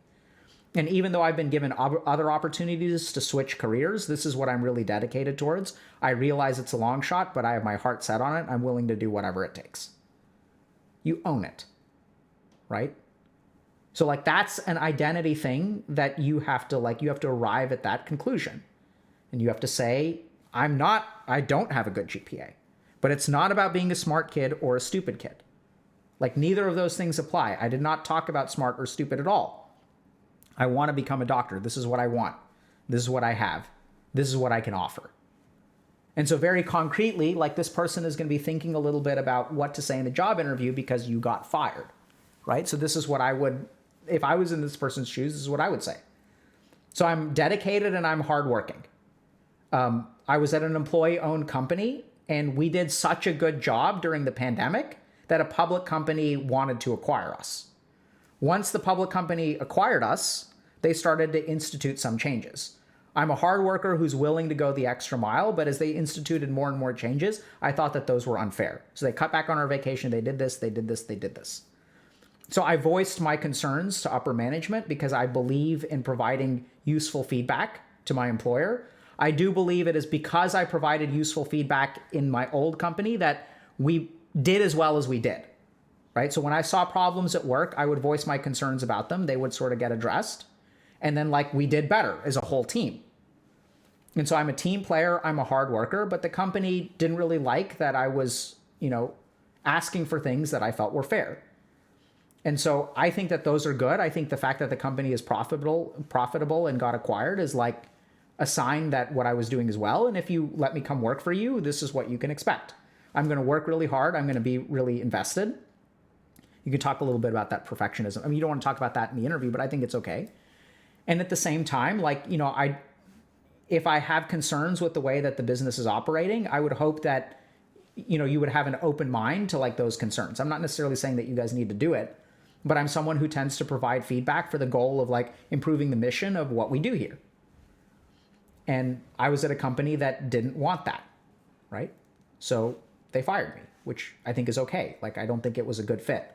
So if you want someone who is a team player, a hard worker, and can build a business to the point where it's like lucrative and a lucrative acquisition, then I'm your person. But if you're looking for someone who, you know, is like, if y'all are looking to, actually, I wouldn't say, I wouldn't add a but, I would just stop there, right? So you can own who you are, and you can own the fact that you got fired. And so you can sort of like let them make a decision on that, right? So be the person that you are and recognize that, you know, you have to be a little bit calculating there but if you want, yeah, you should just stop there. So there's some calculation here where you got to play, you know, a little bit of the game of like putting forward your best foot. You don't want to come across as a troublemaker, but at the same time, you want to say like, I share feedback with things, and based on that feedback, like things got better, right? And so I found that I was at a company that was really not interested in like the opinions of their employees, was not interested in feedback, and I didn't do anything negligent, right? They just decided to fire me, which is fine. Like, that's okay. If they don't want me there, I know I bring a lot of value to whatever team I'm on. I think the key thing that I would highlight here for this person's case is that the company got acquired, which means you were doing something right. Okay? And so that's when we kind of get to, so as you work through that, right? So then you think a little bit about, okay, why did I get fired? And like the answer is like, you got fired because you are willing to work hard, right? You have some of that toxic productivity, but you're learning to set boundaries. And so you didn't get fired because you were incompetent. Maybe you got fired because you were taking interviews on company time. So that's a mistake, right? So you got to be careful about that, right? So if they're paying you for an hour of work and you are doing something that is personally beneficial on company time, that's something that you should be careful about. But if the reason that you got fired is because you were setting boundaries with your employer and they did not like those boundaries and chose to fire you, I think that's fine, right? That's something that like you should do and is healthy for you, because you don't want to stay at that company. Like if they're cutting back on all of your stuff and expecting the same level of work from you and not compensating you the same way, then that's like not really fair for you. There may be some considerations there, like if they're acquiring you and because of the pandemic, if business is slow or things like that. If this is, there's also an assumption I have here that this is like not a consolidation because things are bad, and this is because y'all were doing a good job. So there's some aspects like that where companies have to make adjustments during difficult times. And so, but I'm not hearing that, you know, that's actually what is going on. And so what I'm hearing about why you got fired is maybe you did kind of screw up if you were like doing non-company work on company time. And the second thing is that like you were trying to set healthy boundaries for yourself, and you want to be at a company where people will like listen to what you have to say and you like get treated with respect, which I think is totally fine. And if they want to fire you, like that's okay. You can choose to part ways, right? Being fired doesn't mean that you're bad at your job. It just means that your employer no longer wants you doing that job because of all kinds of factors.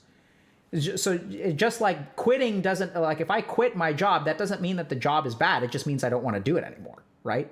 It doesn't mean that the employer is bad. Like I quit my job at Harvard Medical School and Massachusetts General Hospital. It's a wonderful place to work. It's just not the work that I wanted to do. It doesn't say anything bad about those things, right? Like they're still wonderful institutions. It's fantastic jobs. It's just not the one that I wanted.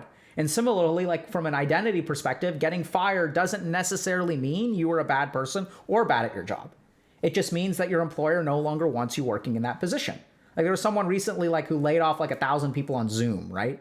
For like better.com or something. And like that may have nothing to do with those people's work performance. It doesn't mean that you're bad at your job. Like I don't know the details of that, but people fire employees, like an employment agreement is like between a company and an employee, right? Like, so you've got two parties that agree that, okay, this is an exchange of stuff that we are both comfortable with.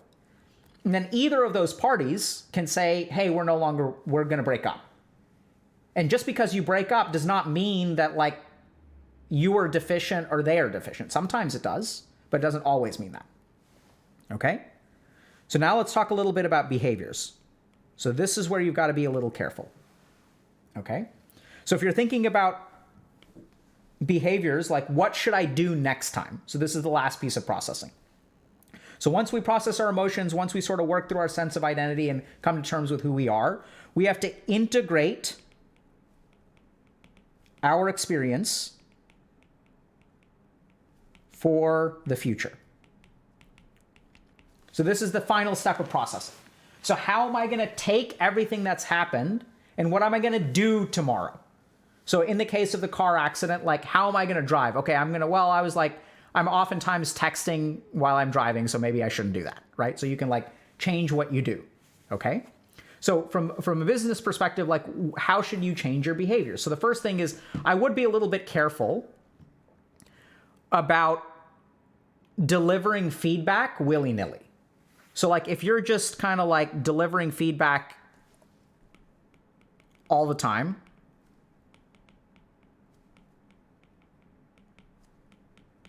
so like constantly versus in a focused way, I think that may not be good, because this delivering feedback all the time is complaining. So you're going to come across in the workplace as like someone who just complains. And the interesting thing is that like the more often you say it, like the less likely people are to take you seriously. So if your mom is like nagging you about doing the laundry and she tells you every 10 minutes, hey, put away the laundry, put away the laundry, put away the laundry, put away the laundry. She may have a point. You may have said you were going to do it, but what does it incline you to do? You're like, I don't want to do that. Right? So it's like, so I would adjust the way that you deliver your feedback for sure. So if you have like particular complaints, like I would synthesize them, deliver them like succinctly to your boss and say, hey, here's some concerns I have. What do you think about these concerns? So I do not think that, so this is the key thing. So here's a problem. So sometimes when people end up in this situation, I see a lot of this like sentiment on the internet that I would regularly talk about how this behavior upset me with my coworkers, and I was close with it, and with some higher up managers I felt really comfortable talking to. Silly me. So the lesson that this person is taking away is don't talk to your managers about what you are unhappy with. This is a dangerous lesson to learn. In my mind, this is the equivalent of stop driving, right? So this is where the place you work is very, very important, because ideally, like the best working scenario is where you can talk to your higher managers. And if you're a good manager, you want your employees talking to you about what's hard.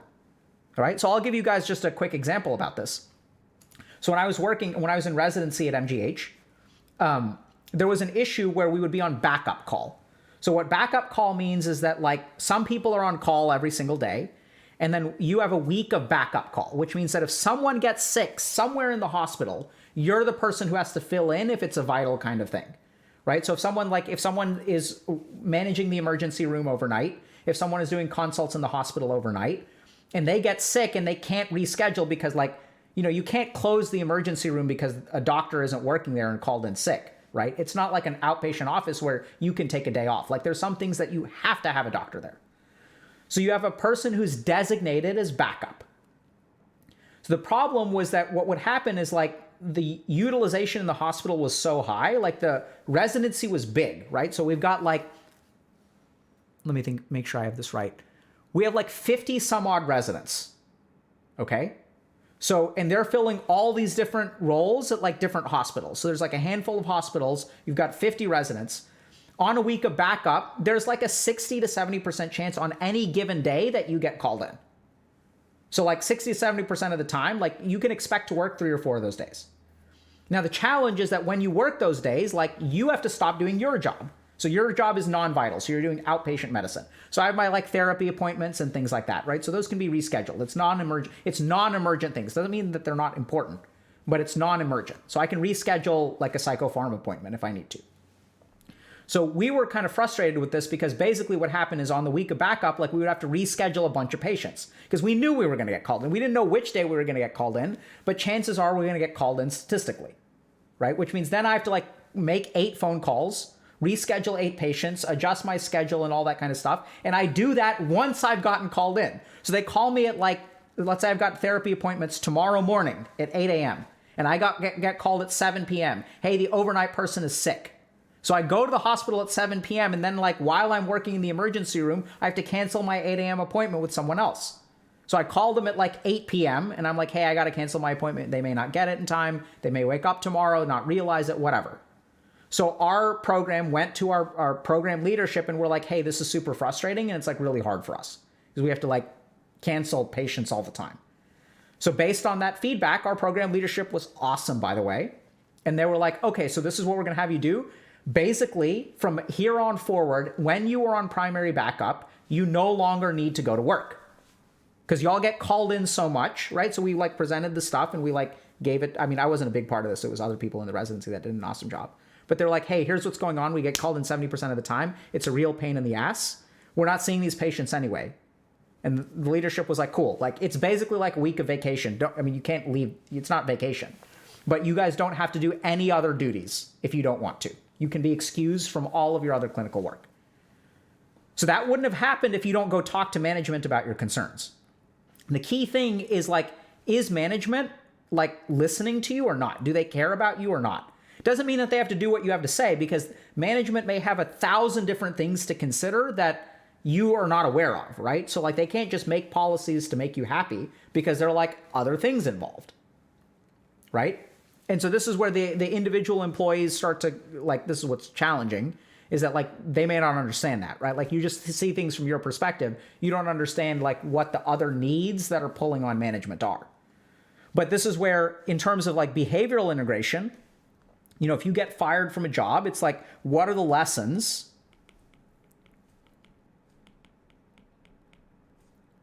that are correct to learn? Because not all the lessons that your mind learns are going to be correct. So from and this is what happens when you incorrectly process stuff, right? So if I'm dating someone and they cheat on me, and the lesson that I learn is never date again, like that's an appropriate lesson. It's like a logical lesson, but it's not like the correct lesson. It's not the lesson that you learn from like processing. So oftentimes our behaviors will get adjusted in a drastic and sort of like very like black and white way. Like, don't ever talk to management. Don't ever date again. Don't ever drive again, right? Those are the things that until we correctly process, we start to like swing the pendulum in the other direction. And so proper processing is about thinking, okay, like what did I do right?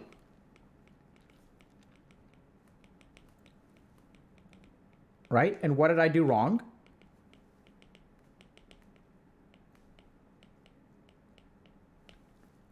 And what can I do better?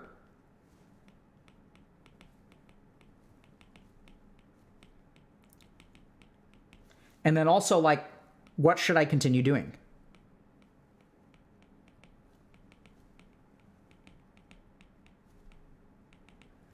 And I don't know if this makes sense, but all of these things are going to be influenced by your identity, by your emotional state. So if we talk about what is emotional, like how do you process an event, right? Whether it's your first kiss or like getting fired, it's going to involve all these steps. So like, let's run through the first kiss example. So had my first kiss. Emotionally, I'm over the moon. Oh my God, I'm loved. She loves me. He loves me, whatever. I've become a Chad. I've left the realm of the betas and I've entered in the Chad mode. Behavior. Hey, when can we meet up? 15 minutes later. Hey, when can we meet up? Hey, when can we meet up? Hey, I've been thinking about you all the time. I've been thinking about you all the time. I can't stop thinking about you. I can't stop thinking about you. Why aren't you texting me back? Why aren't you texting me back? Why aren't you texting me back? Did I do something wrong? What's going on? Did I screw up? Was I not a good kiss? Am I not a good kisser? Right? So even like a positive thing, if not processed correctly, if you don't consider how it affects your identity, if you don't consider how it affects your behaviors, will end up problematic. So the 3 fundamental steps of processing are, first of all, understand the emotions. Secondly, how those emotions are going to influence your view of yourself, whether in the confident realm or the non-confident realm, right? And then ultimately, that your emotions and your sense of identity changing are going to shape your behaviors. And that's where you got to be really careful, because there may be things that you need to be doing better, but there may be things that you actually don't want to change, right? Because now if the lesson you take away from this experience is don't ever talk to your managers, and you have a nice manager at a job and you have a problem, what you're doing is shooting yourself in the foot. You're handicapping yourself on delivering feedback. What you need to do is get better at delivering feedback, by all means. But I would argue that like if you're at a place where you cannot talk to your manager, that's not a good place to stay, right? It doesn't mean that they have to acquiesce to what you're saying all the time. It's just like, like there are two sides to every story. And if your manager says, hey, by the way, the reason you got fired is because we were paying you to do this job, and instead of doing this job, you were looking for another job. Like, you can look for another job in your free time, right? And that's where like the ego really comes in. You got to be super careful here, because the ego will say, oh, they fired me because I was looking for another job. No, we didn't fire you because you were looking for a job. We fired you because you were looking for a job on company time when we were paying you to do something else. Right? Like, and maybe they fired you because you were looking for another job, but that doesn't make sense, right? Like, I mean, maybe it does. I don't know. But like, so this is where you got to be super careful, especially about that identity or ego piece. And ultimately, processing is sort of like moving forward and integrating all these experiences in a healthy way, making like healthy adjustments. And how do you know it's a healthy adjustment? I mean, it's tricky, right? So that's where, like, if you go through this process of acknowledging your emotions, right? That's where, like, this is where the tricky thing comes in, because people say, okay, but how do I know it's healthy? And it's like, that starts up here. Because once you're of calm mind and once you understand your identity, you'll know which behaviors are healthy. The whole point is that you can't tell the difference between a healthy and an unhealthy adaptation until you do this prerequisite work, right? This is an example of an unhealthy adaptation. Because when was this written? Like, higher up in the paragraph. I can't guarantee you, but I would say strongly that as this person continues to type these things out, if they were to like respond to this and like if I were to ask them, how do you feel about things now? What are you thinking now? That some of these sentiments at the top of the like paragraph would change, right? That's what emotional processing is. You start to develop detachment. You start to develop objectivity. You're no longer thinking with your emotions. You can acknowledge your emotions. You want to acknowledge the influence of your emotions. You may even want to listen to your emotions, but they're not controlling you. It's you listening to them. Emotions shouldn't be ignored. They should be integrated into your behaviors, right? They're a useful source of information. And that's what emotional processing is. Not just emotional processing, processing and experience, rather. Questions?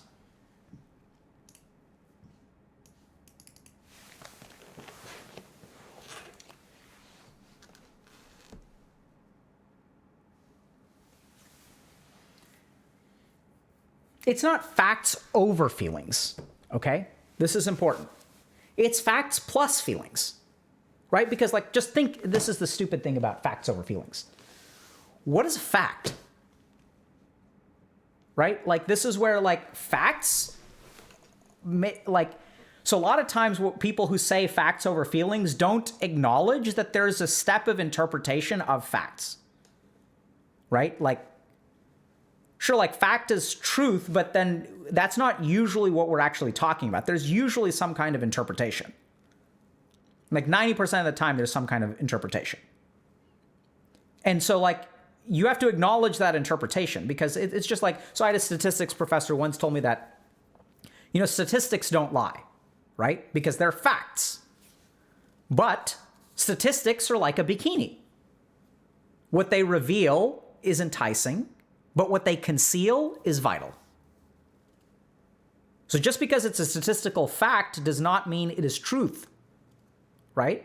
There's an interpretation. I'll give you guys just a simple example. In order to get into medical school in the United States, if you are Asian or South Asian, you have to have higher scores than people of other ethnicities. Does that mean that Asians or South Asians are smarter than other people? No. Some people may interpret it that way. Some people may look at like GPAs of Asians and South Asians and say, oh, look, their GPAs are higher, therefore they're smarter. No, that's incorrect.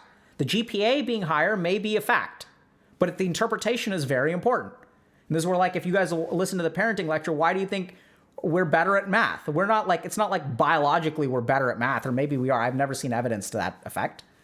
It's because when we're growing up, it's like my parents are like, they're making me do like multiplication tables at dinner time instead of like learning how to draw, right? It's because culturally we emphasize a certain thing. And this is the other thing about some of these like, racial interpretations is like, it's not like if you go to India, everyone's Indian, right? So that difference doesn't exist there. There are all kinds of socioeconomic status, immigrant status, all kinds of diaspora effects for some of these things. But the fact is the fact, but there's always an interpretation. right? Like the overwhelming evidence is that like people who make conclusions about this kind of stuff are, there's a conclusion. It's not facts over feelings, it's facts plus feelings. You know, and this is the other thing is that you may not like, so I'll give you, to talk about the same example again. So back when I was a kid and I would like, you know, be walking by my parents' friends and they would ask me, who do you like more, your mom or your dad? If you guys remember that example, right? I'm looking at that. It seems like an innocent question. They're at, like, the fact is that they're asking about a preference that I have, right? That's the fact. But my feeling when everyone's looking at me and grinning is like an important piece of information. This is some kind of test. I'm on trial. They're looking for something, right? So emotions are our brain's way of giving us like information incredibly quickly. Because cognitive processing and analytical thinking are slow. It's type 2 reasoning. Daniel Kahneman. You guys want a book recommendation? Go read Thinking Fast and Slow. So our brain has realized, oh, by the way, we have this like awesome thing called the limbic system, which can give you instant answers and can like give you like pretty good indications of what you should be doing. There's shortcomings to it, right? Because it's like quick and dirty, but it works. You know? So it's not facts over feelings, it's facts plus feelings. That's really the right way to like approach things. Other questions? Thinking Fast and Slow is a hard read. You're damn right it is. It's a slog.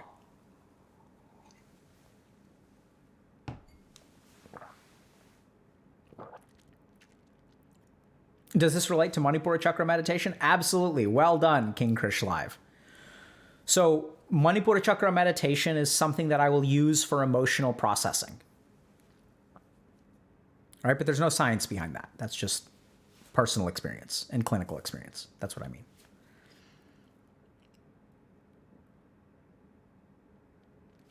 Okay, so someone's asking how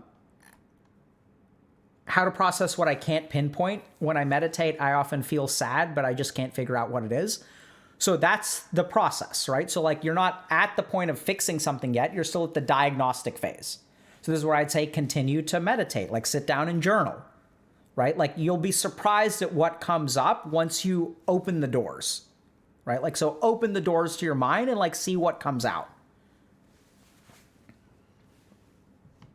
So like you can start by asking like, what's making me sad? Right? What am I sad about?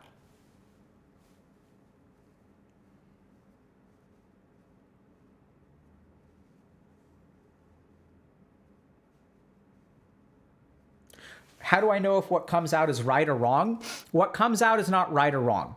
Right or wrong is a judgment. What comes out is an observation. Do y'all understand the difference?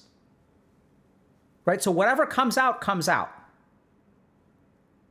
Like that's just an observation. It's in your mind. Whether it's correct or incorrect is like not important yet. First, it's just what's there. So if something is making me sad, let's say someone is asking, how do I get out of the bad kisser mindset? If you have this mindset, like even if it's wrong, it's completely irrelevant, right? At this point, it just is. So you can say it's wrong. If I say like, I'm lazy and I shouldn't do this, how does that affect my life? Not one iota. The judgment of things as good and bad is not where the work is done. Okay? Y'all get that? Like, this is the biggest problem is we're so quick to judge and so slow to understand. Because the mind loves judging. Easy to judge, easy to criticize. Right? So one of the biggest problems nowadays, like we see this a lot on the internet, is like, it's very easy to criticize someone, but it's like very hard to like understand them. Because criticism is easy. Your mind jumps to judgments. Oh, this place sucks. This place has bad fries. This country is a crap hole. You know, these people are idiots. Right? Like, it's easy to, like, it's so easy to criticize.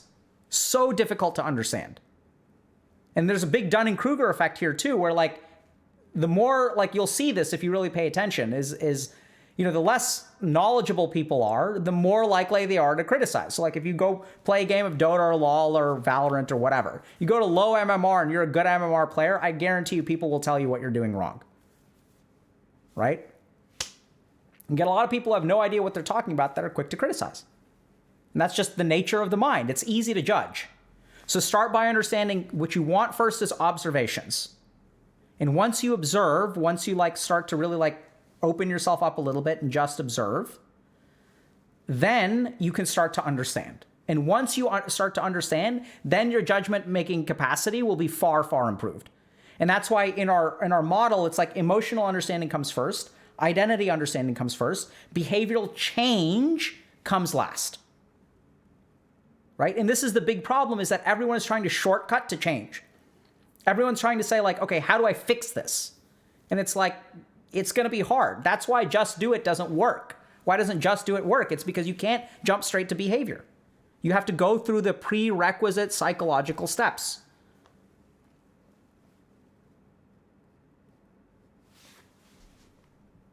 Okay? All right.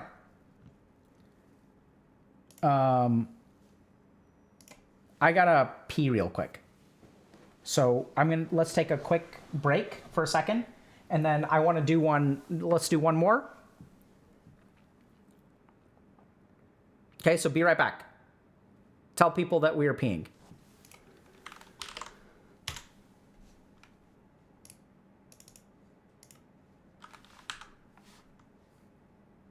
Okay. I am using restroom. Be back in 2 minutes. 1:52 p.m. CST. Let's just leave this for a second. Oh my God. And I can't spell the word minutes, apparently, chat. Okay. Be right back. Share stream.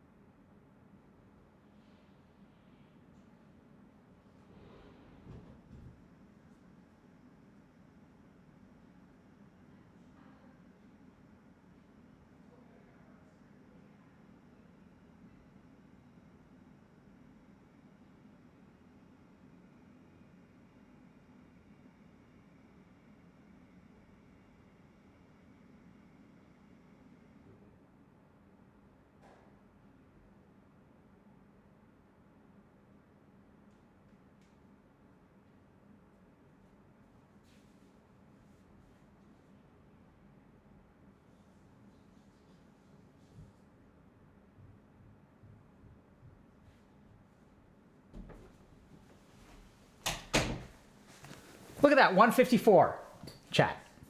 154, right on time. Okay. So, we're going to do one more. Oh, whoops. Sorry about that.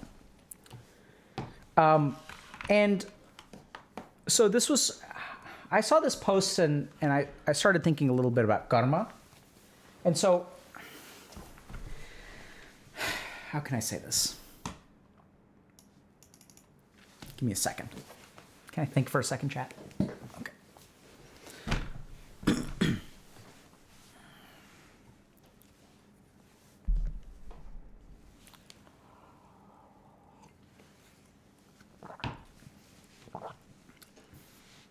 So a lot of times we'll teach formal meditation, right? So we'll teach something called a Dharana, which is when we sit and we do a particular focusing practice on the mind. And when people look at that, they think that that is meditation, right? Because we'll say, okay, let's meditate, because we use this English word meditation. We sit and we do a formal meditation practice, which is a dharana, which is a focusing practice, like focusing on your breath or doing alternate nostril breathing or chanting or whatever. I saw a post today that I'm going to share with y'all in a minute, which made me really think about karma. And it occurred to me that we're probably ready at this point to start understanding some of these topics in like a much more profound and applicable way. And so I'm going to do something today. We're going to go over a post, and the angle that I'm going to take is going to be like somewhat different. It's not going to be scientific, could be, but we're not going to take that route. And it's not going to be like a formal meditation practice, but something about what I want to share with y'all today, I think is like the essence of what meditation is about. And there's going to be some things in there that we're going to talk about, like, because there's a lot of these statements that people who meditate make, right? So they'll say things like, to become enlightened is to be free of your karma. To become enlightened is to be divine. Like, what the hell does that stuff mean, right? Like, so you'll get people who say this kind of stuff, but what does it mean? Like, what does that mean? So what I'm actually going to try to do today is share how some of that stuff is applicable to like everyday situations and some very, very key fundamentals about how we live life. And furthermore, hopefully how to live life in like a healthier, free, and this is a charged word, but almost like more enlightened way, which is not easy. Doesn't sound great, actually, okay? So let's take a quick look at the post, okay? This is a little bit experimental on my end. But for those of y'all that are interested in a more spiritual perspective or deeper understanding of spirituality, this is what I've got for you today, okay? So let's take a quick look. So I used to be a proud boy and am dealing with intense shame and fear of it coming out. I'm using a throwaway for obvious reasons, but I'm a regular user of the sub on my regular account. I've worked in politics or public policy for the last 6 years or so. I started out working in conservative activism and slowly progressed to something closer to libertarian or mildly liberal. Years ago when I was 20, I was inducted into the New York chapter of Proud Boys, a right-wing, kinda edgy Western chauvinist men's group, which, whether deserved or not, has been called white supremacist many times.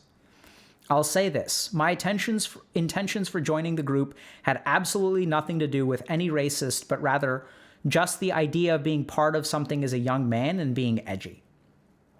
I eventually moved away and discovered that the Proud Boys, at the very least, weren't that aligned with what I believed, and at worst, had some really nasty, sometimes racist and sexist elements. The biggest problem I saw was that they just went out looking for trouble. They would go to protests just to get into fights. They would go into bars and say Trumpy stuff about just to piss off some New York liberal so they could fight them. It just wasn't my style. Since then, I've done a thorough inventory of my beliefs and have been extremely open to different perspectives. Going so far as to build up a reputation as a leading voice for an important political issue generally associated with the left. While I would still call myself a conservative, maybe, the vast majority of my friends are liberal, and I couldn't see myself associating with the Proud Boys today. Here's my thing. I personally believe in second chances and that people can change, and that I definitely have and have clearly demonstrated that change. But the rest of the world doesn't. Until I got fired from my last job for other reasons, my biggest fear was this coming out. Now, luckily or unluckily, I don't have to worry about that. The problem now is my girlfriend, who is incredible and open-minded but definitely very liberal, doesn't know about my past. Part of me feels like she deserves to know and would be understanding. She knows I used to be more right-wing, but she doesn't know the extent of it. In truth, I don't know how she would react. So far, she has been open to the idea that I can change, but public perception of the Proud Boys is so bad that she may think it's impossible that I could have been part of them and still change. I feel ashamed about it. I don't want to scare her off with this from my early childhood. I was an idiot and just wanted a group of tough guys to party and do coke with. But now I can't change the past and have to live with this fact in my past for the rest of my life. It could be worse, of course. Some of my friends back then are either in prison or about to be for beating the living crap out of some Antifa protesters a few years back. That could have been me, and I'm eternally grateful that I was smart enough to get out of there when things started to get weird. But that doesn't save me from other people's perceptions. What should I do? So this is a really, really challenging situation, which I really commend this person for posting. Because the truth of the matter is that we all do things in our past that we're not really sure, we're young, right? Or maybe we're not even young. I mean, we could be old. We all have things in our past that we're not proud of today, right? Because as we get older, as we get more experienced, we learn more about life. We change our mind about things. We start to behave in new ways. And yet we live in a world where people may not care what I've done today. They may care only about what I did yesterday, right? So we just talked a little bit about how the world is very judgmental. They may not care, right? And this is the kind of thing where when you look at GPAs, once you get a single F, you can never have a 4.0. We have even systems that are structured like this, where your past is not something that can ever be redeemed in particular situations. Right? In the United States, once you become a felon, you are a felon for the rest of your life. That does not change, even if you're no longer engaging in criminal activity. So we live in a world that has lasting judgments. As a result, it can be really hard, right? Because even though you've gotten better, you don't know what people are going to do to you. Even if you've changed, even if you've grown. You may have girlfriends that will break up with you because you've been associated with this kind of thing. You may have employers that are no longer willing to employ you because you used to be a proud boy, right? And even though you don't really acknowledge or believe that stuff anymore, people will judge you for it. And so there are a lot of different angles I can take for this. And there's a part of me that sort of, so maybe the first kind of the most easy angle is a psychological one. Okay, what's going on with Proud Boys? How do we get into, how does someone join Proud Boys? What's going on there? This person is feeling ashamed about their past. They're feeling afraid to talk to their partner. There's a lot of psychological stuff, right? How do I overcome the shame of my past? How do I overcome fear and disclose things to my partner? There's a lot of good angles there. Those angles would be very, very worthwhile. They would be very important. They would also be more scientific, right? So we can talk a little bit about self-disclosure, and I can share clinical experience that I've had. So for example, I one time had a patient who had a virally transmitted STI based on a period of their life where they were, behaving in a different way. They changed their life a lot. Now they were in a long-term relationship, still using protection every time they had sex. And they were afraid of what would happen when they disclosed to their long-term partner, who they hope to marry, that they have an STI. Right? That's never going to go away. So we're afraid of the consequences of our actions. And makes sense, right? Because the world holds us accountable for our actions. Even if we've changed, even if we've reformed, there's a lingering effect. And in this particular person's case, one that is biologically inescapable and will put their partner at significant risk if they ever decide to have unprotected sex. So what do we do about this? How do we approach these things, right? So a lot of times what we talk about is, how do I improve my life? We don't talk about quite as much is, if I've improved my life, how do I deal with the consequences of the past? Even if I fix myself, there's still all the crap that I have to deal with today, right? There's all the judgment. And so the thing that popped up in my mind, and this is almost our meditation for the day, is this is an issue of karma. So karma is the principle of karma, cause and effect. And what this means is what we reap is what we've sown. So if you engage in particular actions in life, those actions will have consequences, right? And generally speaking, like this person, like most of us, we try really, really hard to escape the consequences of our actions. I've reformed. Therefore, how do I dodge this bullet, right? I've changed now. I don't want people to find out. How do I not have this person break up with me? But this is an action that you've taken, right? I recognize that you want to get out of it. We'll talk about that in a second. But So this is the first thing that I want to explain. So if you really want to like understand this is where you have to understand the principle of karma, and that's what I'm going to try to explain. So then there's these enlightened beings, right? These yogis, Buddha, whatever, who will make statements about karma. So it's like, okay, cause and effect is simple. That's physics, right? So it includes physics, actually. So physics is like one thing under the umbrella of the theory of karma. I think when yogis were developing the theory of karma, they like looked at physical things and they noticed that if I throw a ball up in the air, it has to come down. All actions have consequences. That's really all the theory of karma is. Physics says the same thing. Okay? And then they get into the weird mystical stuff. And this is where there's like this set of quantum mysticism, right? Which is like a bunch of BS where people are talking about like quantum mechanics and the universe and all this kind of stuff. And, that's stuff that I don't really understand, but friends of mine have explained it to me and whatever. So we're not going to talk about that. It's going to be way more simple than that. So then some of these like mystics will make statements. Like, so they'll say that, for example, when the Atman or soul takes birth, it has to deal with the karmas of the past, that there's like past actions which will manifest in this life, and that we're stuck in this cycle of birth and rebirth. And why are we stuck in the cycle of birth and rebirth? We're not going to worry about whether rebirth is real or any of that crap. That's not what I'm talking about today. What I'm talking about is cause and effect. So what we're talking about here is like, how do we get stuck in this cycle, right? So why is it that like I'm born and then like, why can't I break out of the cycle? And the reason that we can't break out of the cycle is because as we try to deal with our karma, we create new karma. So as I try to run away from one problem or deal with one problem, I end up creating another one. So a good example of this is like just a couple of analogies is like, if I'm afraid of footsteps, okay, and I say footsteps are bad, and I'm like walking on the beach and I start running away from footsteps, what do I create in the process? Footsteps. More and more footsteps. And this is what happens with karma.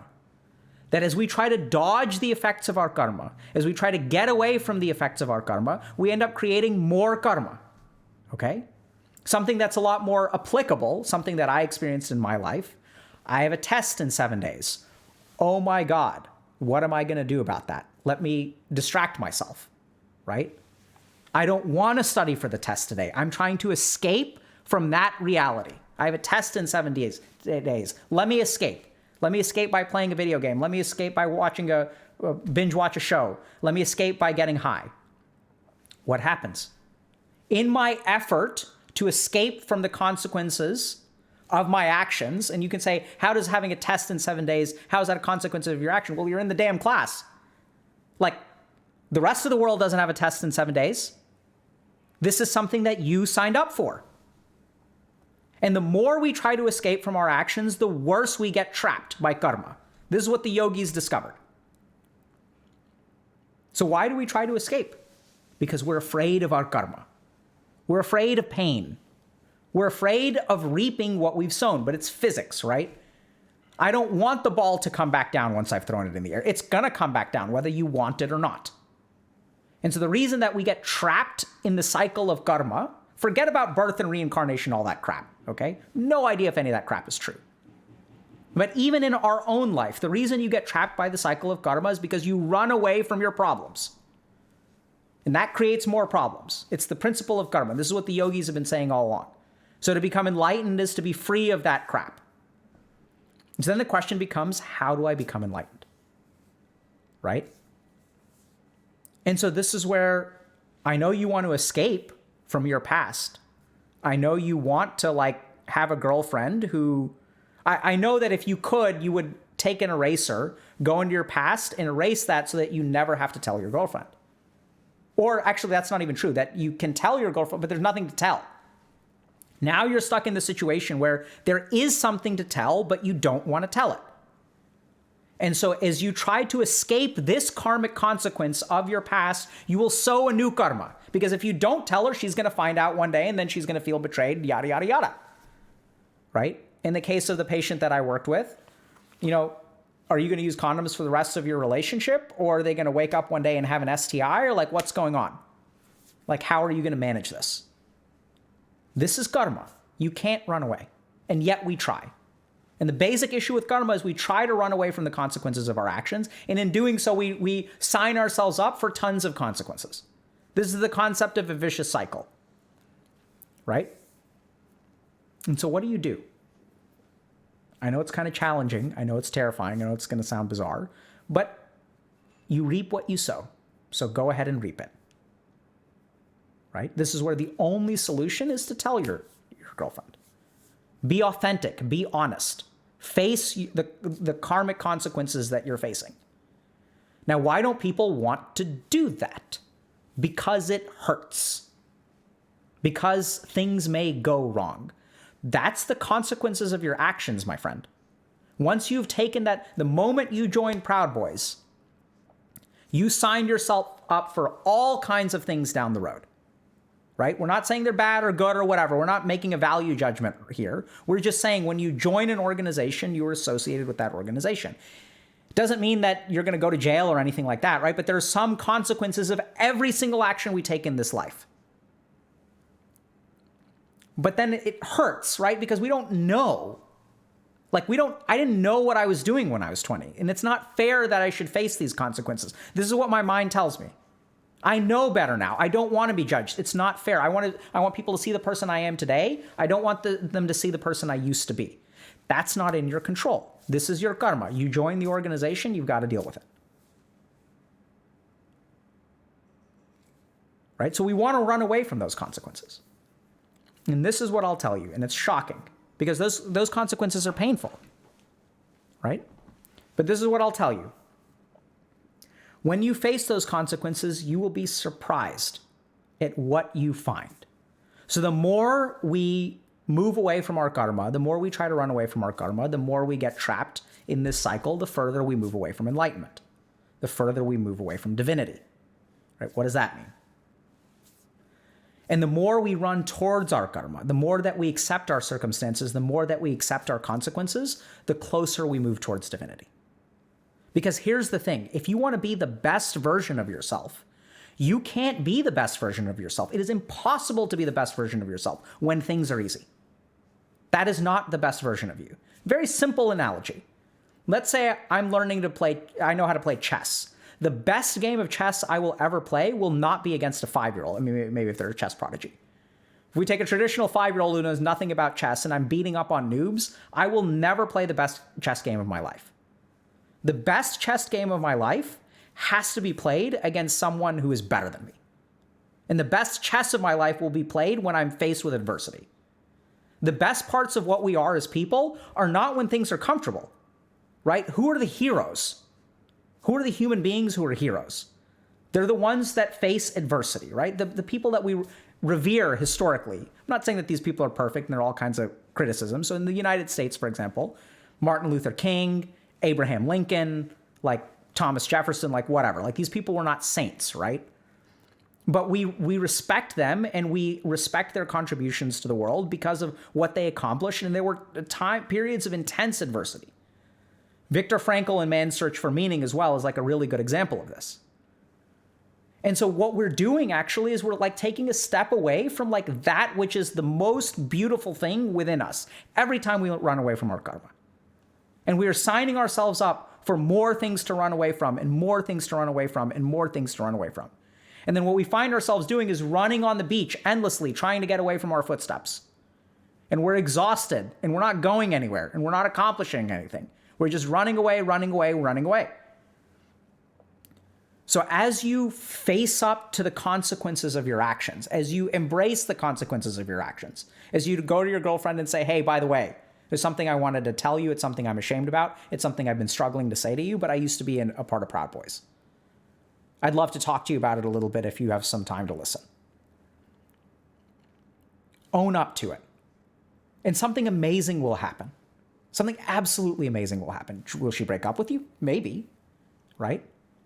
And you can be hurt by that. We're not talking about external consequences because that's the consequence.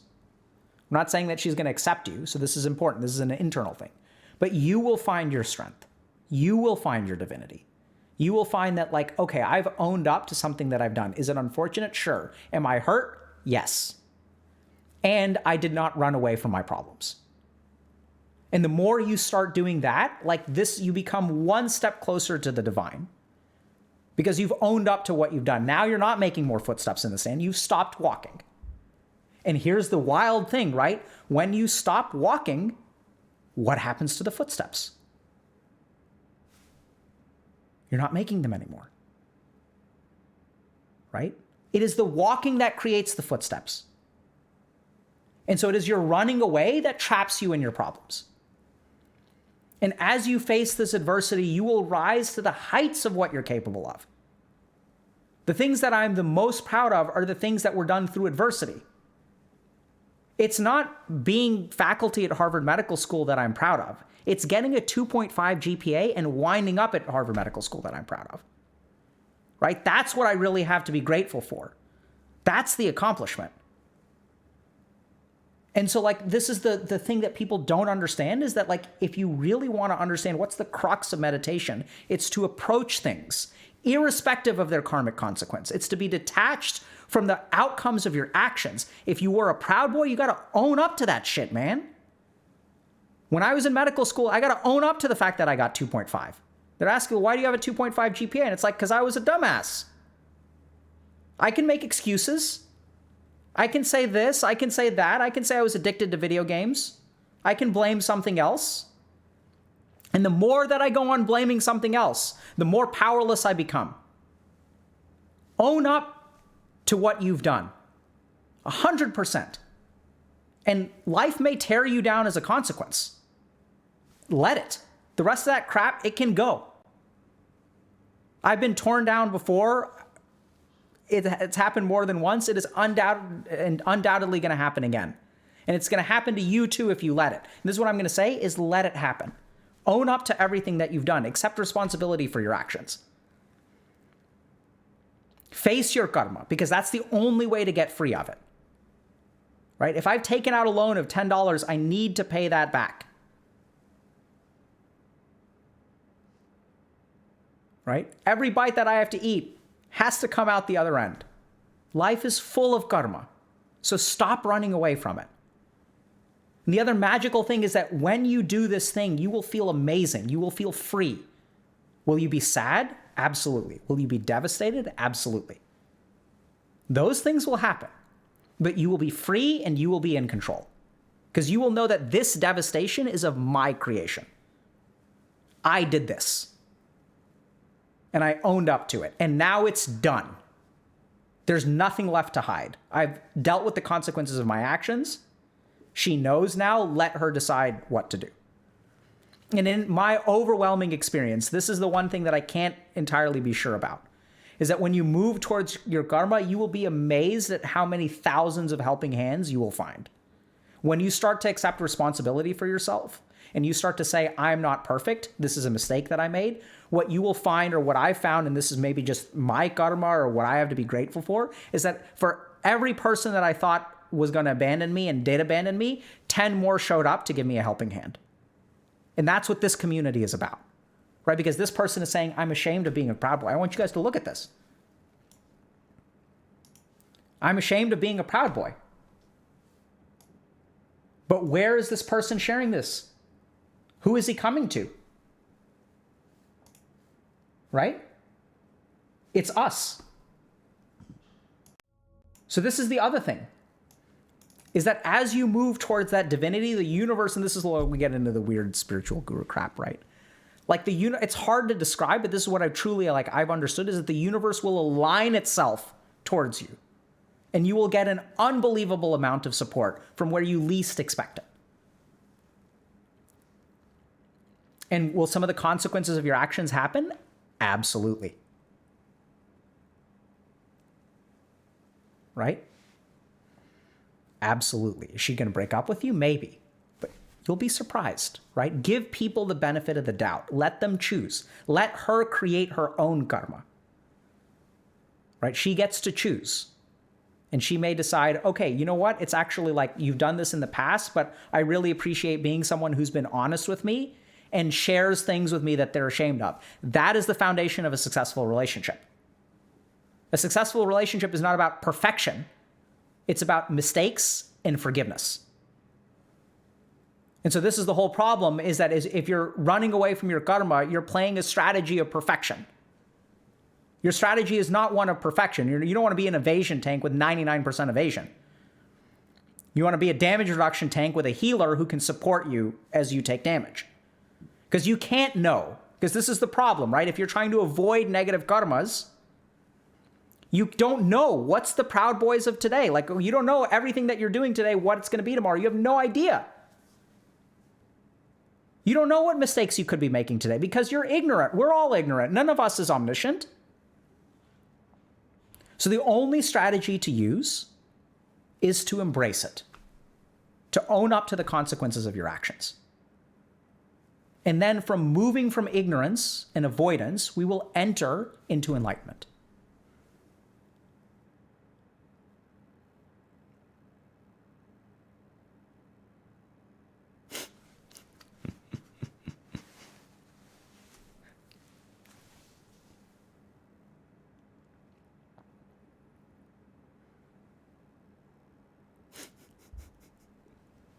What I love is the equidistant, the equal numbers of people getting caught up about evasion tanking, number one, right? Because there's some of y'all that are like, evasion tanking, I'm a rogue and I'm going to vanish. A number of y'all talking about being a cult, which is totally fine, right? Like, at least we're going to call it what it is. And I'd like to think that somewhere along the way, I've emphasized that it doesn't have to be through me. Y'all get that, right? Like, the point here is that I want y'all to really understand this. This post about something that they're ashamed of, being posted here is not about me. It's about y'all, right? If we look at the 41,900 people who are part of our subreddit, y'all are the ones that have done this.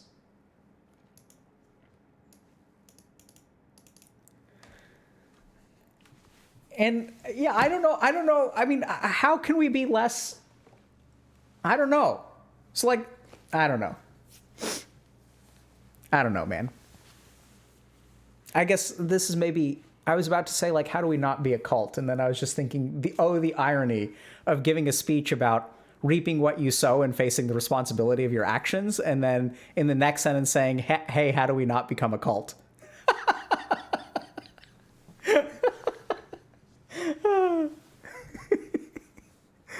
That's hilarious, now that I think about it.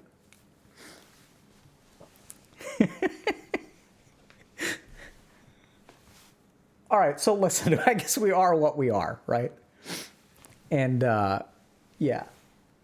Okay.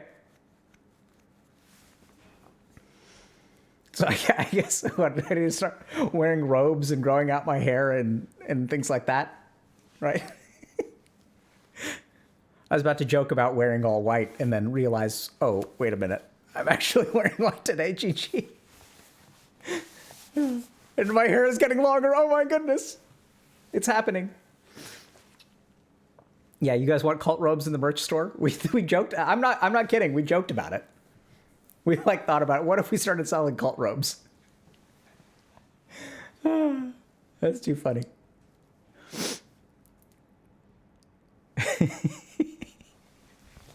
Yeah, people say, oh, lean into it, man. Lean into it.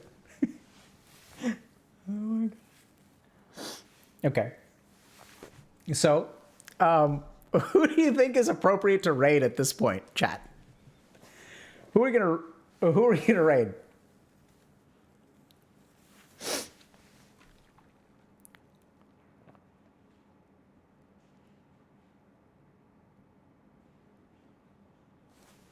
Athene? Dude, actually not a bad idea. Not a bad idea. Raid the universe. We can raid Skara, Pokey. Let's raid Rich. Raid Rich Campbell or Pokey. Pokey. Let's raid Pokemon.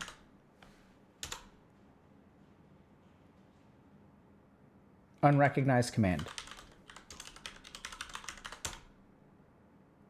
All right. Let's raid Pokemon. Send Pokey some love. and we'll see y'all on Monday. So take care. Have a good weekend. And for those of you that are wondering about meditation, so like this is what I was kind of saying. Like I want you to just think about karma. Right? So at some point, meditation is about, it's not about sitting and doing a particular practice. It's like, that's to cultivate a certain state of mind. And then out of that state of mind comes some understandings. So I'm asking y'all to do a jnana yoga practice today, right? And what is the karma that you are running away from? And what happens when you run away from it? So embrace your karma.